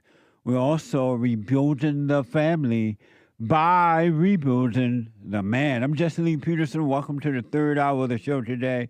You can get involved by calling 888-77-53773, 888-77-JESSE. And my biblical question, brand new biblical question for this week, a doozy, concerning race. Which color would you choose to be right? Concerning race, which color would you choose to be right? And if you're busy doing whatever you're doing, you can be listening to the show. You can podcast all shows, but you can be listening on your iPhone or iPad by calling the listen line on TalkStream Live at 605-615-4131. That's 605-615-4131. And to donate and have your comments read out loud, go to Buy Me a Coffee. BuyMeACoffee.com or Bond JLP Cash App. Bond JLP Cash App. It's Monday, and every Monday is and will always be Female Monday.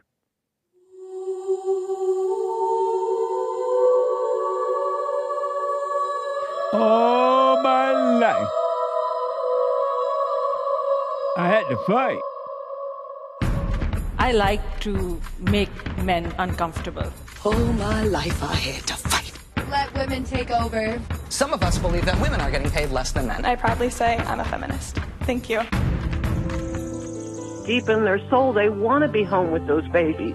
We've been lied to for so long. 888-7753-773. Let me go quickly back to Oliver out of Texas, who finally went and forgave his mother. Oliver, when you finally went and forgave your mother, how did she react to the forgiveness? It wasn't too up. It wasn't too down. It was kind of in the middle. I saw a look of confusion on her face, and then I just kind of made sure I said it again. I was lucky enough that both her and my father got on the phone, so I got to forgive them both at the same time. I didn't have to do it on two separate occasions.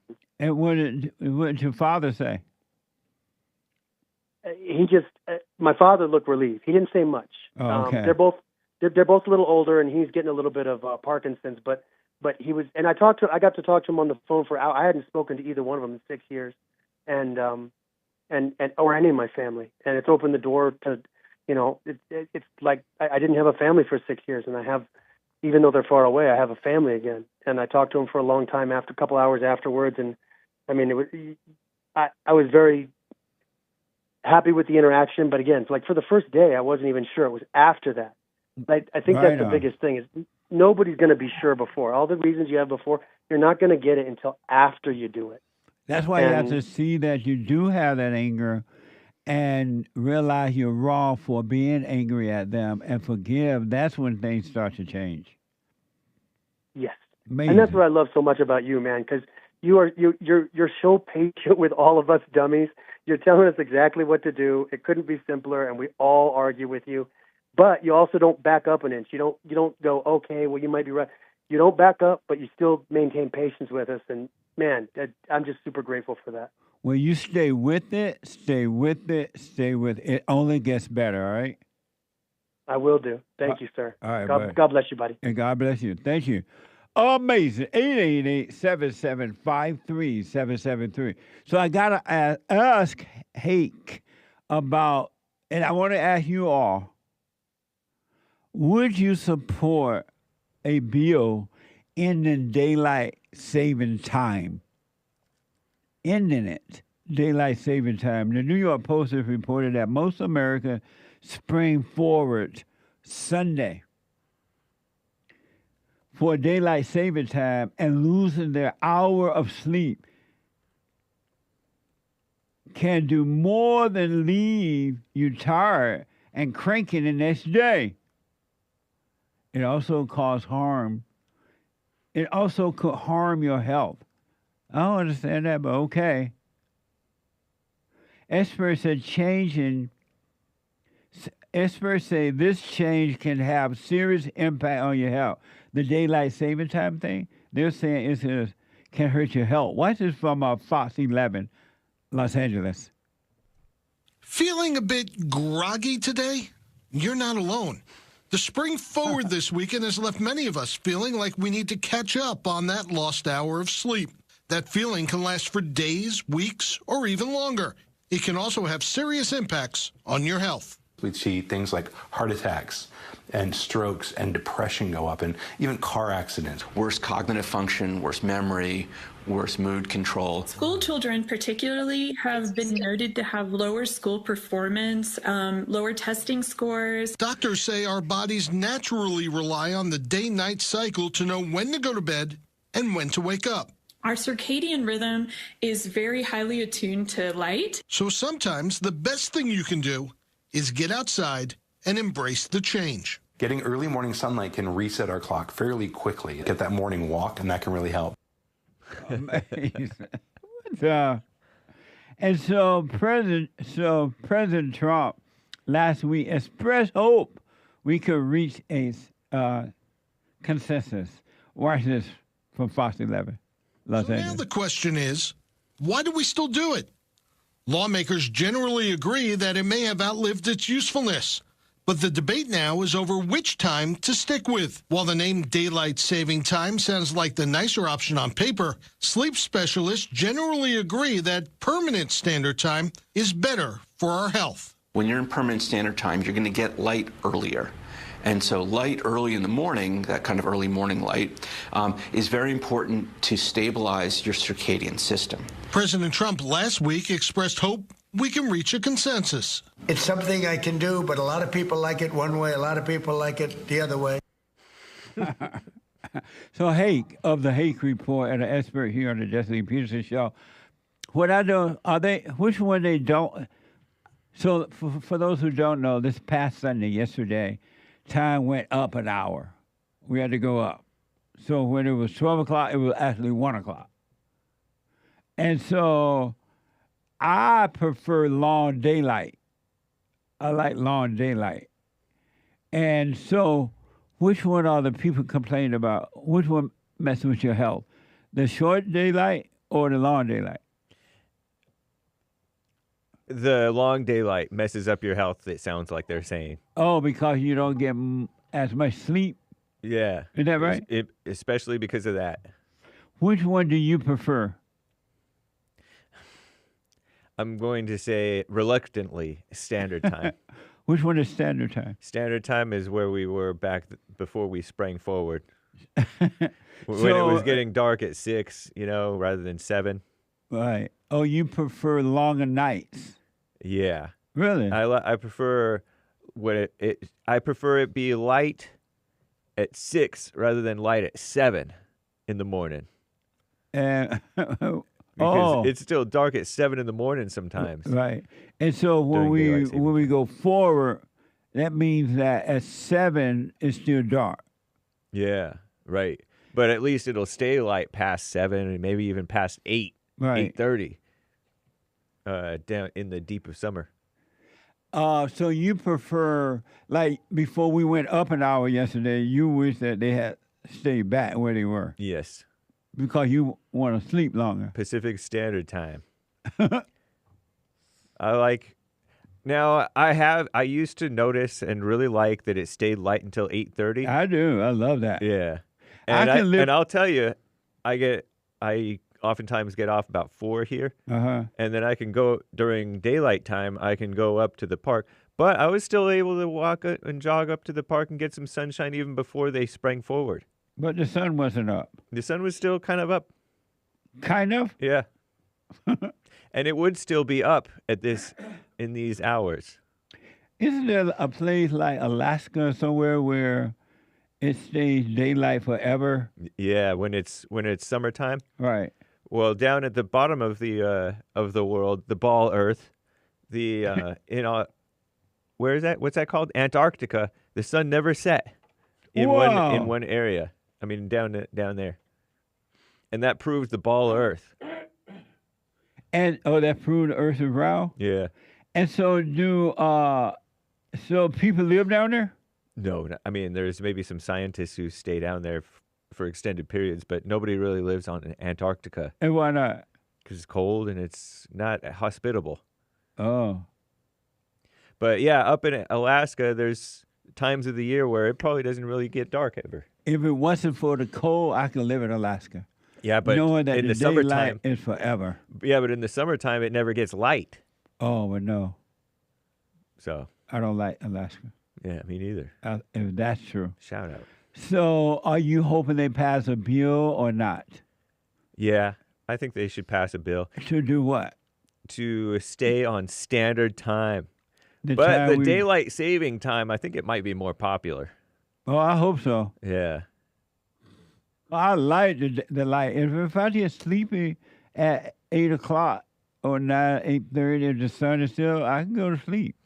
It's not going to stop me from sleeping. I know, but there's some of us who live on the edge, and it sounds like there's a whole lot of us who live on the edge to where one little disruption is going to push us into death or great sickness or a car accident or whatever. So it's true that changing the daylight, changing the time create health problems?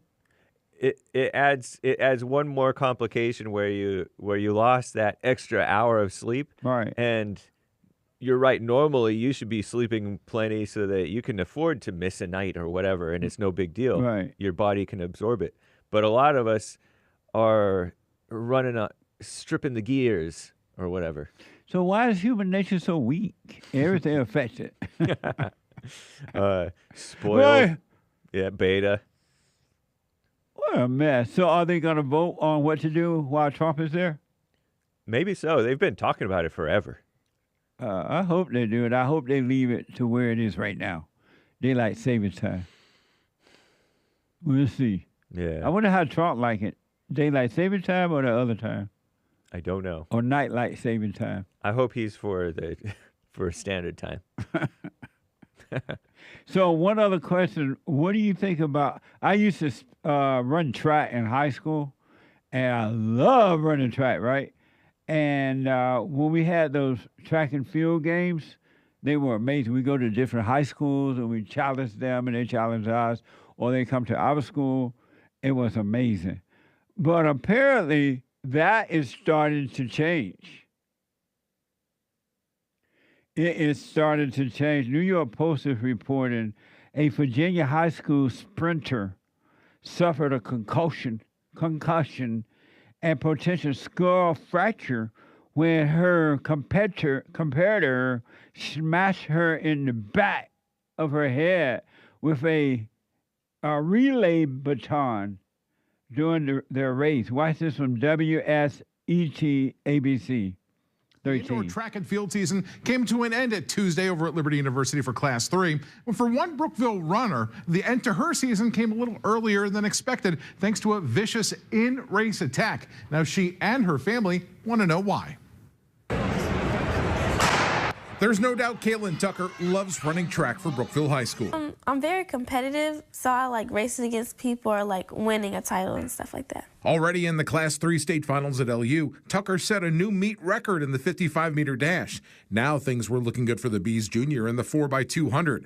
Her mother, Tamara Tucker, had a front row seat to the action. We're used to watching her just pick up where there's any slack. So as she was coming through the curve, I was like, I'll tell my husband, I said, she's doing what she do. She's going to be all right. They're going to get back where they need to be. So on the back curve, I had kind of got cut off when I tried to pass it the first time. So I let her go ahead, so I knew like when I got fully on the curve that I was just gonna have to push through and pass her. Then out of turn 4, a strike with the metal baton to Tucker's head sends her reeling. Officials immediately disqualified the team from Icy Norcom, but the damage was done. I still can't believe it. I'm still in shock. Like, everyone's texting me, checking up on me, and I appreciate that. But, like, I'm still trying to take it all in. I can't believe it happened. Why are the blacks are so violent? One thing about the blacks, they're violent. They don't care. Everybody looking, she looked like it allegedly hit this girl upside the head with the baton. And she got a concussion. The injury sprinter is now recovered from a concussion, and her opponent parents apologized on her behalf. Watch this. Tucker's now dealing with the effects of a concussion and a possible skull fracture. Now all the Tuckers want is an apology and an explanation. Why did you do it, and why haven't you apologized yet? Now, Tamara Tucker says she spoke to the VHSL on the phone today, who says they are investigating the incident. I've reached out to the VHSL as well to ask about their investigation. We have not heard back from them as of yet. Now, in addition, the Tuckers say they reached out to both the parent of the runner who hit Kaylin and the Icy Norcom athletic director, who both apologized on that student's behalf, but nothing on the day of the event. Kaylin Tucker says she hopes to be back and ready for the outdoor track season. What do you think about that? What's wrong with the blacks? And you say? I wouldn't expect the other girl to apologize, because she didn't look like she was sorry when she hit her. She looked like she meant it, and she was mad. You know, when you get competitive and you kind of jostle. Yeah. And I heard, I don't know if this girl is completely innocent, the girl who got hit, the victim, but I heard that the one who hit her was kind of elbowing her and just being crazy. The one who hit her was elbowing her? Before she was able to pass her. Oh. She was kind of blocking her and elbowing her and stuff like that. I have never in my whole, and I ran track during high school. We went to a different school. I've never seen anything like that. Black people never been this angry before and out of control and violent and nasty. I remember jostling with runners on in cross country and in track a little bit. I mean, you kind of can't help it. I've never seen people fight like that. But like that, that's crazy. So you've seen runners fight each other? When I say jostle, I mean like maybe throw an elbow, maybe throw some elbows. Oh, yeah? Or kind of like try to block. But to where you hit them afterwards? I've never seen that before. And I ran track with the blacks. No, and never have I seen that. I think you're right that the anger is so encouraged and it's on another level. Yeah.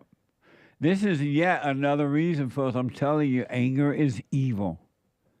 There's nothing good about being angry. Really. It's evil. Look at this girl. If this girl was not angry, she would not have done that. Allegedly. It would not have happened. It would not have happened. And another thing, if females were not angry, we would not have the women marching in the streets.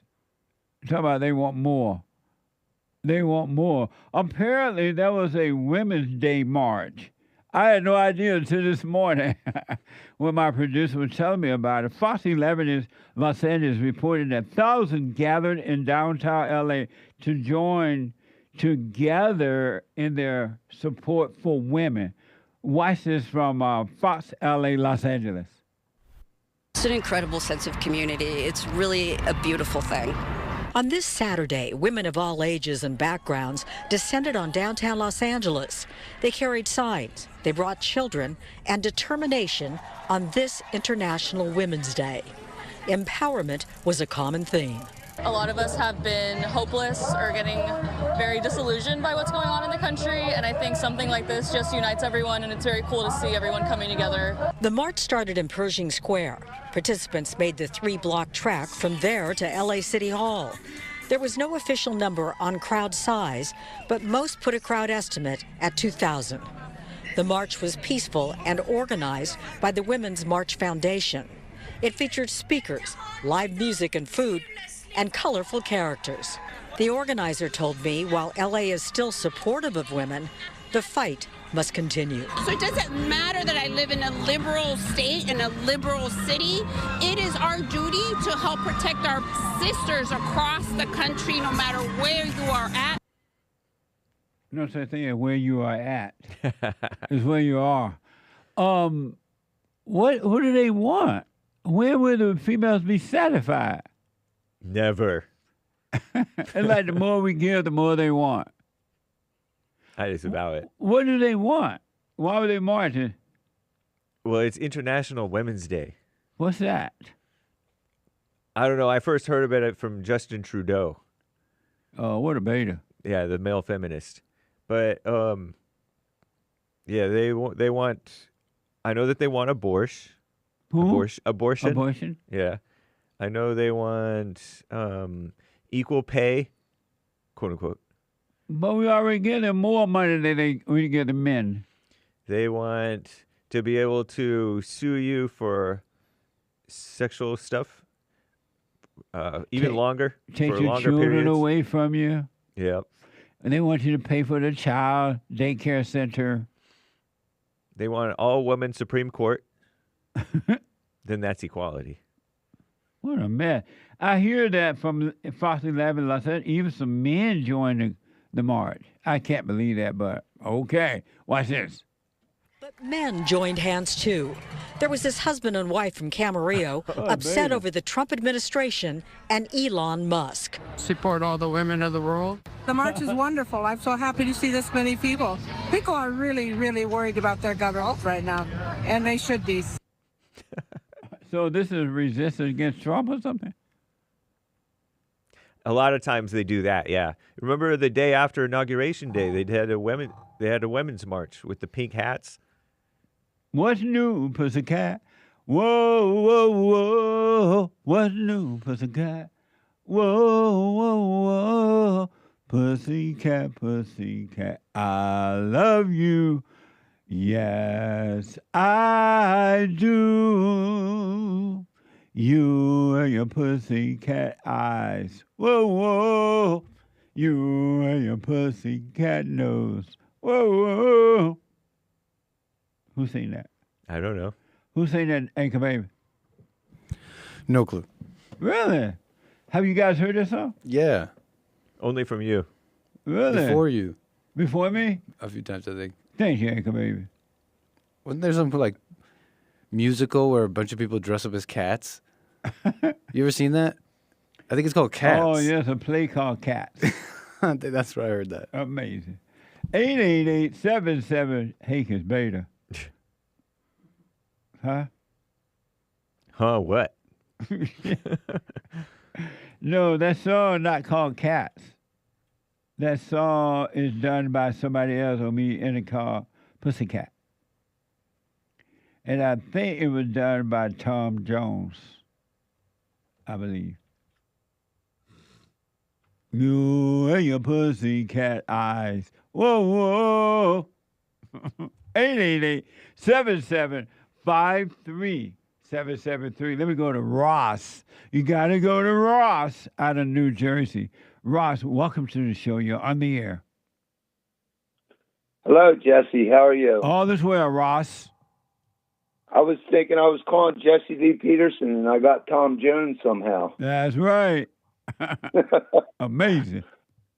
I was listening to the story earlier about the man calling up about being born of the flesh, you said. Yes. And the way I understand it is first we're born of the water through our mother, right? Yes.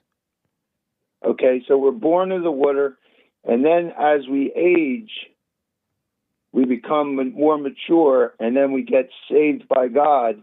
So we become saved by the flesh before we have a child, so that we are with God when we go to the Garden of Eden, which is the woman, to have children. I don't understand any of that. Where you get that from?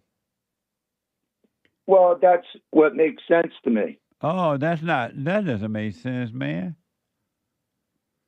Well, if you're born of the water, that's the woman first, right? Yeah, you're born of the flesh inside the woman, yeah. But Well, not of the flesh. but then become you the must flesh be born of the spirit. of the spirit. Yes, Of the water or of the flesh? of the spirit. Of the water, the spirit of the water, or the spirit of the flesh? Neither the spirit of the water nor the spirit of the flesh, but the spirit of God. Well, God provided both, didn't he? What do you mean? He provided the water and he provided the flesh. But I don't understand the conversation. I don't know what you're saying. I'm saying they're both the same thing. No, they're not. Okay. Thank I you, don't Ross. understand. Yeah, read the word. It's in the word. Thank you, buddy. 888-7753-773. Then we go to John out of Sweet Home, Alabama. John, welcome to the show. You're on the air. I'm taking notes, Mr. Peterson. If I'm not a Christian, why would I vote Republican? If what now? Happy Monday, Mr. Peterson. Thank you, buddy. You too. If I am not a Christian, why should I vote Republican? But what does voting Republican have to do with you being a Christian or not a Christian? Well, I mean, what's best for society? Voting Republican? What's best for you and yours? Voting Republican or voting Democrat? But what does being a Christian have to do with you voting Republican or not? Well, I mean, I'm representing a gentle pressure against all the intense pressure, I guess that you would represent to the public, to your congregation, to your listeners about the Great White Hope. I mean, not everybody's going to be a Christian. But what does being a Christian have to do with you voting Republican or not?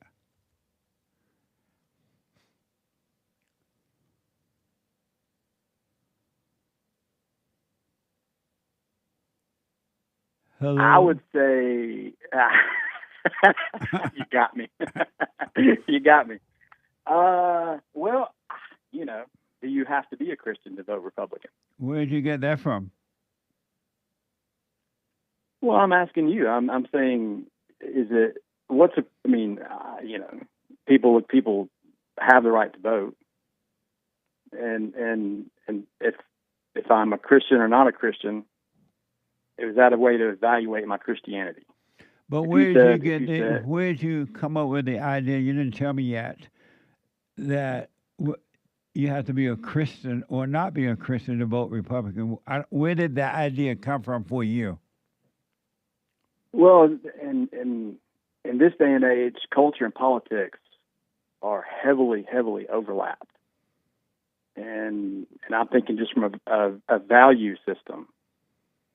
You might not get far in a conversation with Christian, not Christian, but there's a whole lot of time and attention on the Democrat versus Republican aspect of it. I don't know what you're talking about. Hold on, John. Get your thoughts clear. Hold on. Don't hang up. I got to take a quick break. 888-77-JESSE. Back in a moment.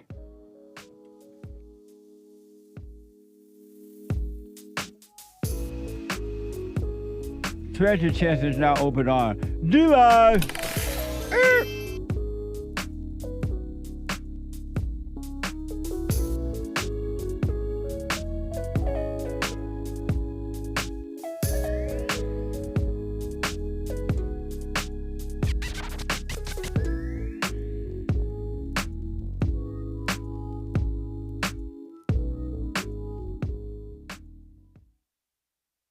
Now, I totally disagree with the way things are going, but you can't be angry because that's what the enemy wants. He wants to control you. They do things to make you mad so they can control you. It's like being married. And the wife would do things to make you mad, or she'll do things to make you feel good. And men do that to women too when they want something from the woman, especially sex. They'll make her feel good, or they'll make her angry. And the woman's gonna have to say, you don't want to be angry. You want to speak up. You want to disagree with what's going on. It's wrong, but do not be angry. Then you won't have fear. You won't have doubt. You won't have worries. You'll be able to see, but you got to stay away from anger. That's why you must forgive your mothers and your fathers so that you can overcome the spirit of anger. It's a spirit and it's wicked. Nothing good in anger because it has no love, folks. You need love to defeat evil. And love is not a weakness. It's a strength. It's from God. It's His nature.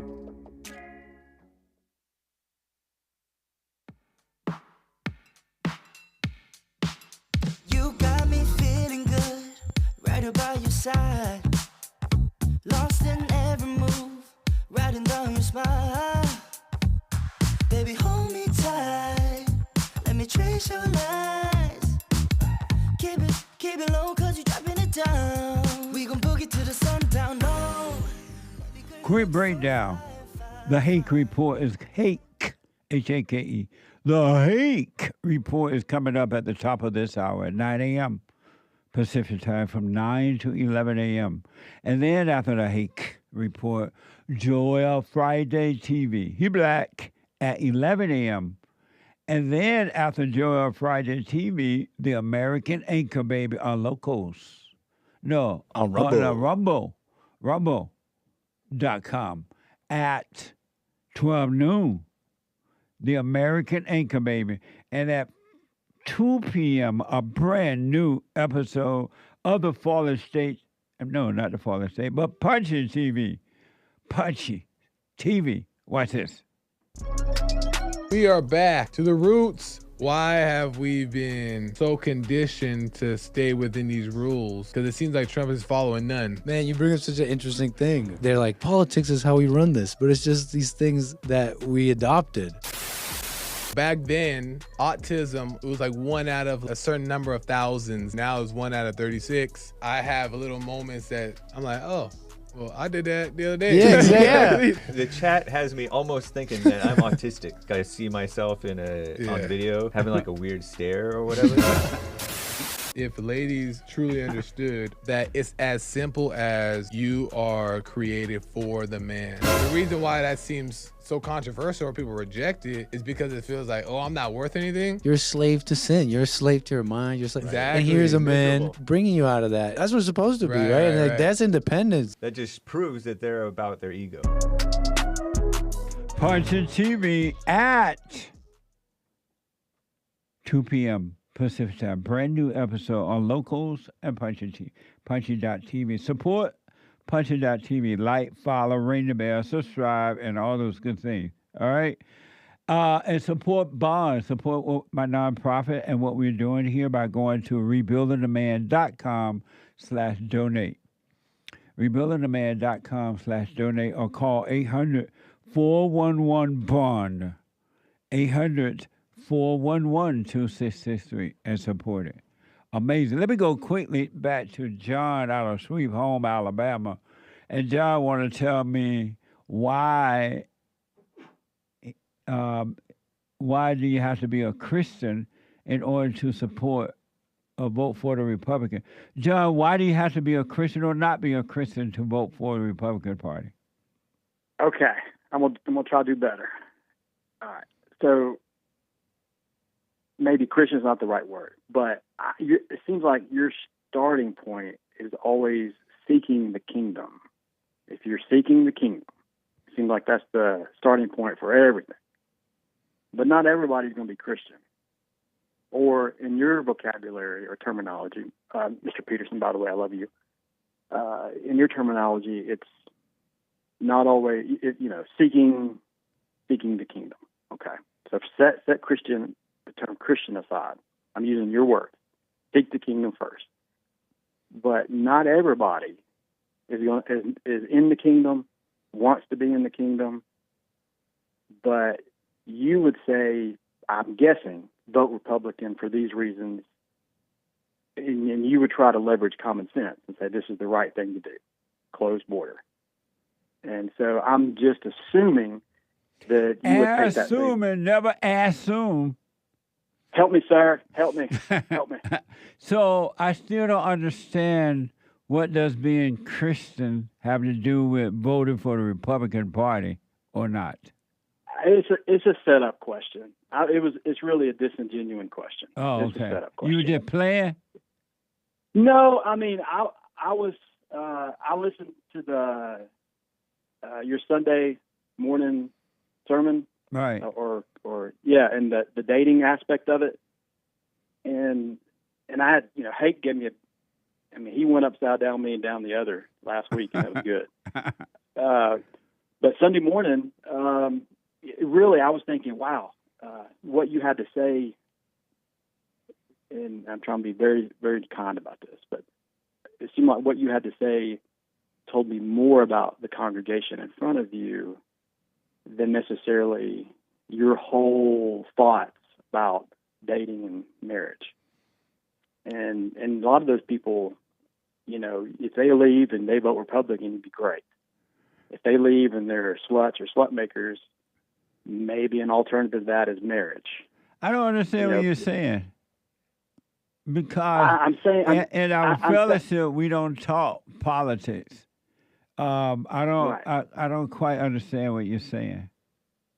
So if change your congregation just for a second, and the people that were in the room, if they were 22-year-old virgins, Christians, and there's an equal number 50-50, would your message have changed? But why are you coming up with an if? And that doesn't happen, it's not real, it does not have. Why are you making that up in your mind? Why are you living and creating something that doesn't exist in your head? Well, it exists. It exists from the standpoint of, in reality. No, it doesn't. The Bible.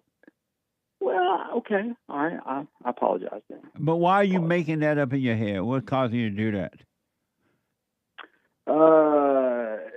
Out of concern for your congregation, honestly. So you make it up an illusion in your head because you're concerned about the congregation. Which is worse, the illusion that you're making up in your head or the real deal? Well, I would say the outcome of this talk. I would say the outcome of our conversation. So are you saying on Sunday, are you saying that you want children to look for husbands and wives? No, sir. I'm saying from a biblical standpoint, there's eunuchs and there's non-eunuchs. Some have this gift. How do you go from Republican voting to this? Well, everybody can vote. John, what's your question? Give me a clear question. Okay. All right. So you have I think people should get married if they're not eunuchs. And why do you think that? It's the same reason I would say vote Republican over Democrat. It's you're not going to bring in the kingdom by voting Republican, but it's certainly a better alternative than Democrat. And you're not going to bring in the kingdom by getting married either. Well, not everybody's in the kingdom, and not everybody. I said you're not, and not everybody vote for Republicans either. But I still don't understand your question. Well, you would. Do you agree that there's eunuchs and that there's non-eunuch? I think the majority of the population are not born eunuchs. They're not made to be eunuchs. They're not incarcerated. I don't know what you're saying, John. You know what a eunuch is? Have you been married before? Are you married? Yes, I am. Yes, I am. And how many times have you been married? My first wife died, and I'm married to my second wife currently. And if you notice that your marriage don't work? No, sir. You haven't noticed it? No, sir. It works very well. I have two kids. So why do you think it's so difficult being married? It's not difficult. It is difficult. No, it's I didn't bury my talent. Does your wife? The Bible. Does your wife? The Bible says what? Well, the Bible says if you burn, you're not given the gift of celibacy. Does your wife obey you? Yes. Your wife obey you? Yes. Yeah, right. But John, I still don't know, because of time, I don't know what that has to do with voting for the Republicans or not.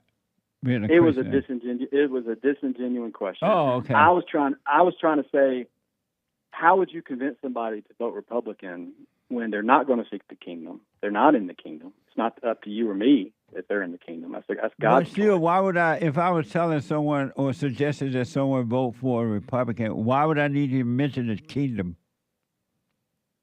Well, again, I was setting you up, and like, we want good borders. I'm trying to vet what you are saying.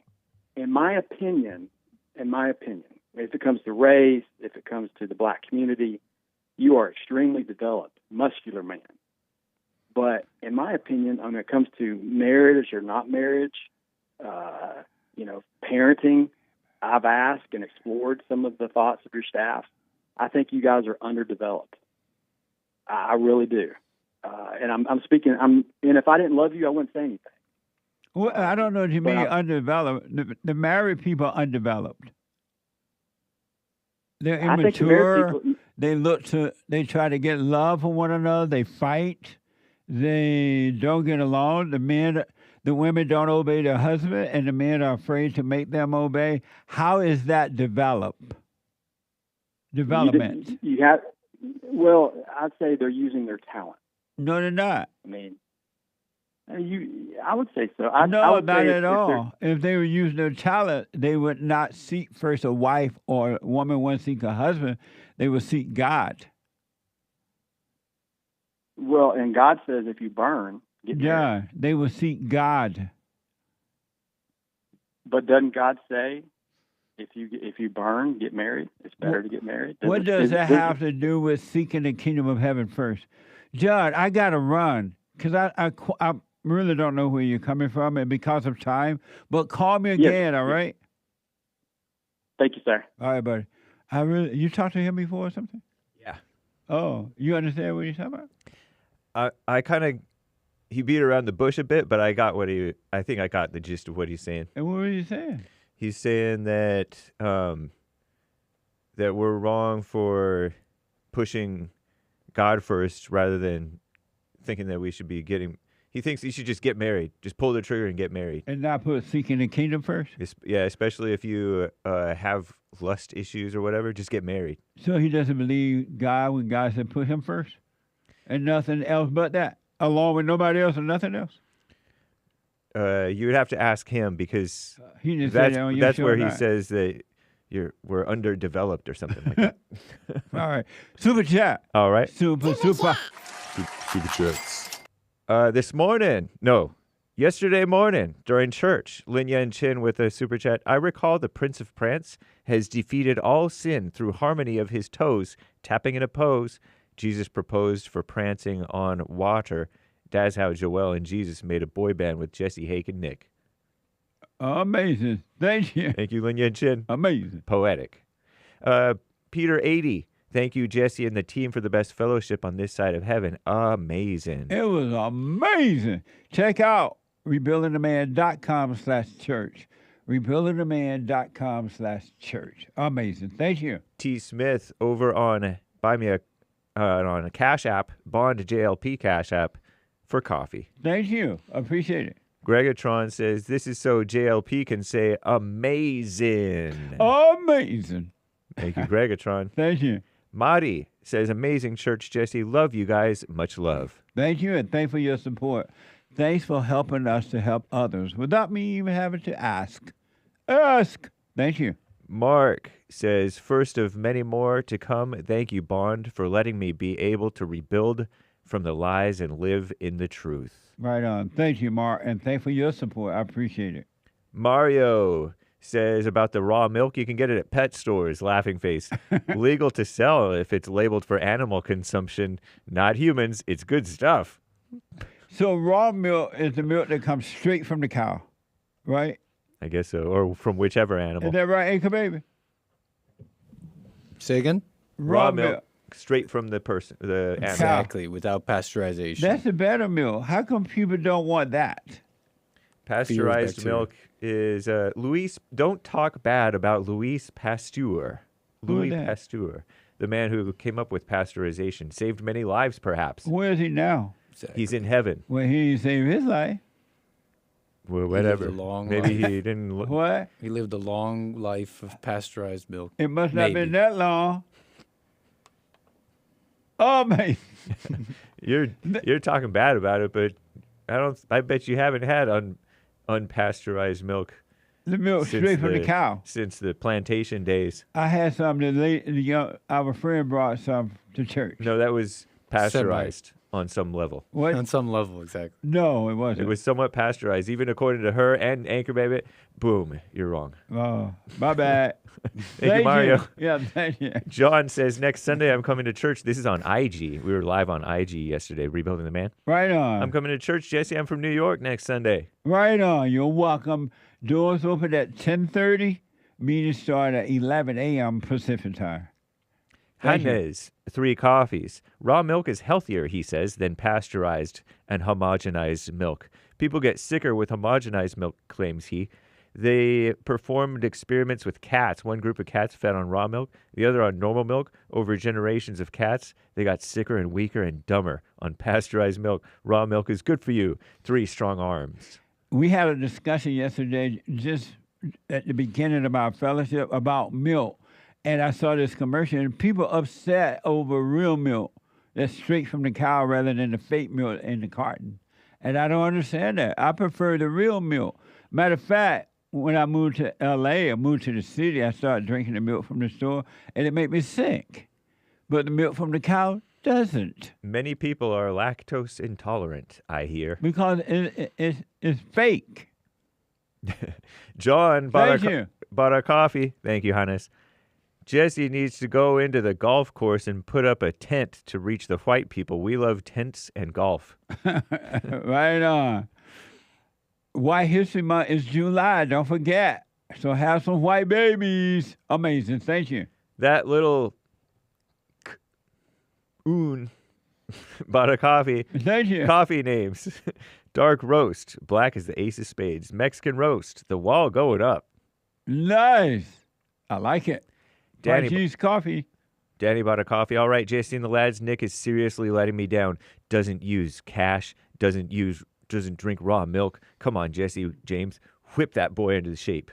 What a beta. Hey. Patrick bought 3 coffees. Church was amazing. It really was. Supposed to be Christians following God, and instead we out here looking for love. Beta. In all the wrong places. Don't y'all know that? And I was that way too, so I understand, but don't you know that your love ain't working, and yet you still put that first? And it ain't working with nobody. It ain't working. And you pretend that it is, but it ain't working. So why not do it the right way? If God said, and it is true, to seek first the kingdom of God, his right way, and all things will be added, why not do it that way? If it's meant for you to get married, he will put a woman in your life for the guys and a man in your life for the ladies, and your marriage will last until death do you part. But you believe this lie that you must get married. You grow up, get married, have a family, and then you suffer. No, put one first in your life, and everything will work out fine. What the? Thank you. Check out the fellowship from yesterday, rebuildingtheman.com/church. Kayla bought a coffee. May I answer the biblical question? Yes. Concerning race, which color would you choose to be right? Which color would you choose to be right? The human race, says Kayla. Practicing coming out of those thoughts, the spiritual battle is real. Have a great day, and thank you all. But human race is not a color. I know. Shout out, Kayla. Kayla, the question is, which race which color would you choose to be right? But thank you. I'll respond on Sunday. Thanks as always for the support, Kayla. Yeah. Anthony on Cash App, good morning. Hope all is well. All is well. Thank you. Same for you. Cole, over on the live stream on X at 6:05 this morning here in LA, said it's 1:05 p.m. in Accra, Ghana. That's amazing. Heard around the world by everybody and they mama if you're black. Everybody and their mama if you're white. Amazing. 3 coffees from someone. How important is taking the communion / Lord's Supper for the Spirit? Not important. Everything is of the Spirit now. Amazing. Thank you. Crutch-free Paradigm Z says she is going out there and find a new husband. She's going to go out there and find a new husband. Amazing. Thank you. I don't want to speculate who she is. But that was early the first hour. 555-555-565 gave a diamond. Misty's chat the best. We get paid. Amazing. Thank you. Kevin G, he's the one who had the black wife. I'm white, but was born and raised in the hood. I knew white. You knew. Because white men get beat up by their black wives. What the? Shout out. Amazing. Exceptions to the rule. Meaning? Not all, but most. When? In America. Where? Now. You never seen it. Amazing. Thank you. Pastor Chatelet with a Rumble rant. TDS want to know what Orange Man got to say today. Oh, nice. Uncle Jesse. Let me see. The collusion delusion is over. That's I right. rest my case. Charles bought our coffee. Hey, Jesse, have you heard of this new lie that the blacks have come up with? They're saying now they've been in America long before slavery and that they are the original Indians. What's wrong with the blacks? What's wrong with the blacks? I have not heard of that, but I would not be surprised. Calvin. What a mess. Thank you. In Ohio, Calvin says, what are you saying about black people? Oh, what you are saying about black people not being able to run a business is true. My grandparents were running a successful black-owned restaurant for more than 40 years in the community while they were living. There is also a black-owned barbecue spot that's been running 45 years. Oh, okay. You can't blanket that statement because it's just not true, says Calvin in I Ohio. thought he said it is true. He did. What you are saying about black people not being able to run a business is true. Yeah, at first I thought I didn't read it right. Maybe he meant it's not true. He might have meant Maybe that. we read. Amazing. Thank you. Thanks, Calvin. Yeah, thanks. See you on Butter Coffee, Jesse. I thought when a woman is slutty, no man want to marry her and just use her and waste her time. I didn't know that's what they want. LOL. Explain. Laughing face with tears. No, men don't want to marry sluts. Now they'll do it to make you a worse slut, but they don't. They never really think of you as a wife and a mother for their children. Amazing. Thank you. Jim in Alaska says Alaska is in the middle. This is on punchy.tv/JLP. Alaska in the middle of the state. The summers are beautiful. 80% daylight. Winters are 70% dark during the day, you know. Wow. Northern Alaska will have the 23 to 24 hours of daylight or darkness. You guys are always welcome to visit, and you have friends up here smiling. And so in the summer, the daylight's forever. Mm-hmm. I have to go in the summer. I ain't going up there in no winter, but I will. Thank you. We'll take you up on that. Amazing. Thank you. That's cool. Shout out to the top contributors on the D Live crew, 555-555-565, Games for Rec, Groovy Monkey, Misty, and the rest. Thanks as always, as well as to the Rumble crew. Thank you. And thank you guys. I do believe that's all for now. Amazing. Thank you. Nice. Let me go to Rick out of Hampton, Virginia. Rick, welcome to the show. You're on the air. Oh, God. What's up, Jesse? Man, how's it going, my brother? All is well, Rick. Man, shoot, good to hear from y'all, man. I was listening to the church service yesterday, man. You know what started to catch on fire there, Jesse? What's that? Polygamy. Everybody want to have 4 wives. You notice that? Polygamy? Yeah, I guess what they call it polygamy when they want, you know, when a guy wants to marry 4 or 3 wives. Yeah, I do. My question. I do hear that a lot, but go ahead. Yeah, I think it was 2 guys on your service yesterday was saying that he had like 4 wives or even 4 girlfriends, if I heard them right. I think it was like 2 of the guys. And my thing, and a lot of them like to quote the Bible, well, God allowed King David them to have many wives, but I can guarantee you it cost them problems. And at the beginning, it wasn't so.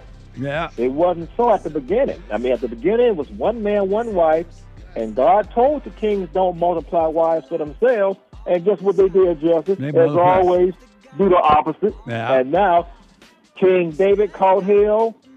You know, they all caught hell with all them wives. And I'm like... And where is King David now? He dead. I'll rest my case. Exactly. He probably dead for all the women doing his nerves. Yeah, Rick, because of time, I'm out of time. Will you come again? Oh, yeah, absolutely. Wow, just I lost track of it. Okay, just well, love you guys, man. Continue out what y'all doing, all you guys, man. Love y'all, and y'all stay blessed. You too, buddy. Tomorrow. Thank you so much. I am so out of time. What the? Get on that straight and narrow. For those who are already there, stay there. Just stay there. See what happens. See what happens. It's better than what you have. That's for sure. Do the silent prayer, rebuildingtheman.com/silent prayer. Forgive your mothers and your father, and God will forgive you when you see you're wrong for being angry at them. Anger is hate. Anybody has hate, play God, and you will never know God. Be free. Come out of your prison. Drop the anger. I'm out of time. I'll be back tomorrow. The Hake Report is coming up now. The Hake. And then Joy on Friday TV, and then the American Anchor Baby. Thanks for your support. I'll be back tomorrow. Take care.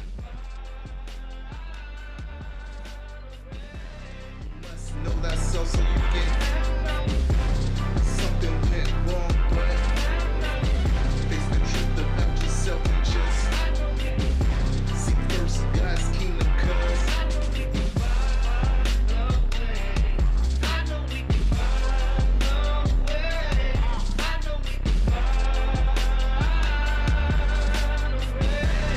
must know that so you get something went wrong, but face the truth about yourself and just seek first God's kingdom, cause I know we can find a way. I know we can find a way.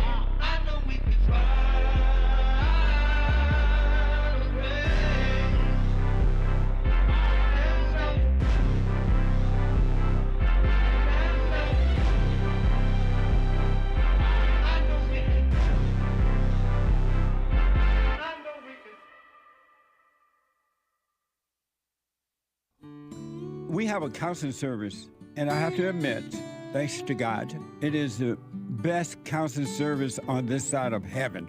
I counsel with men and women, families, individuals around the world. Most people are unhappy, they're miserable, they have rough lives, they're depressed, suicidal, young and old, of all races. I understand, I know why, and I do understand it. Because exactly what's happening in me is happening with everybody outside of me, inside of them. And I've noticed that with those who really, really, really want to understand, they overcome it just like that, out of one counseling session. If you need counseling, you can go to rebuildingtheman.com or call 800-411-2663. 800-411-BOND. Best counseling service on this side of heaven. Check out Punchy's Coffee. I have my own coffee now. Punchy Coffee is good. Every bag is roasted to order. Freshest flavor. Top quality. Specialty grade beans. Good. Every dime goes back to Bond, my nonprofit. And we are rebuilding the family by rebuilding the man. So when you're drinking coffee and enjoying it, just know you're helping somebody. Amazing coffee. Punchy has his own coffee now. What the? And it's so good. All the way from the plantation to my own coffee. Who would have thought? Did that coffee come from the plantation? Did I pick my own coffee? Check it out. Go to rebuildingtheman.com, rebuildingtheman.com/stores, and get Punchy's Coffee.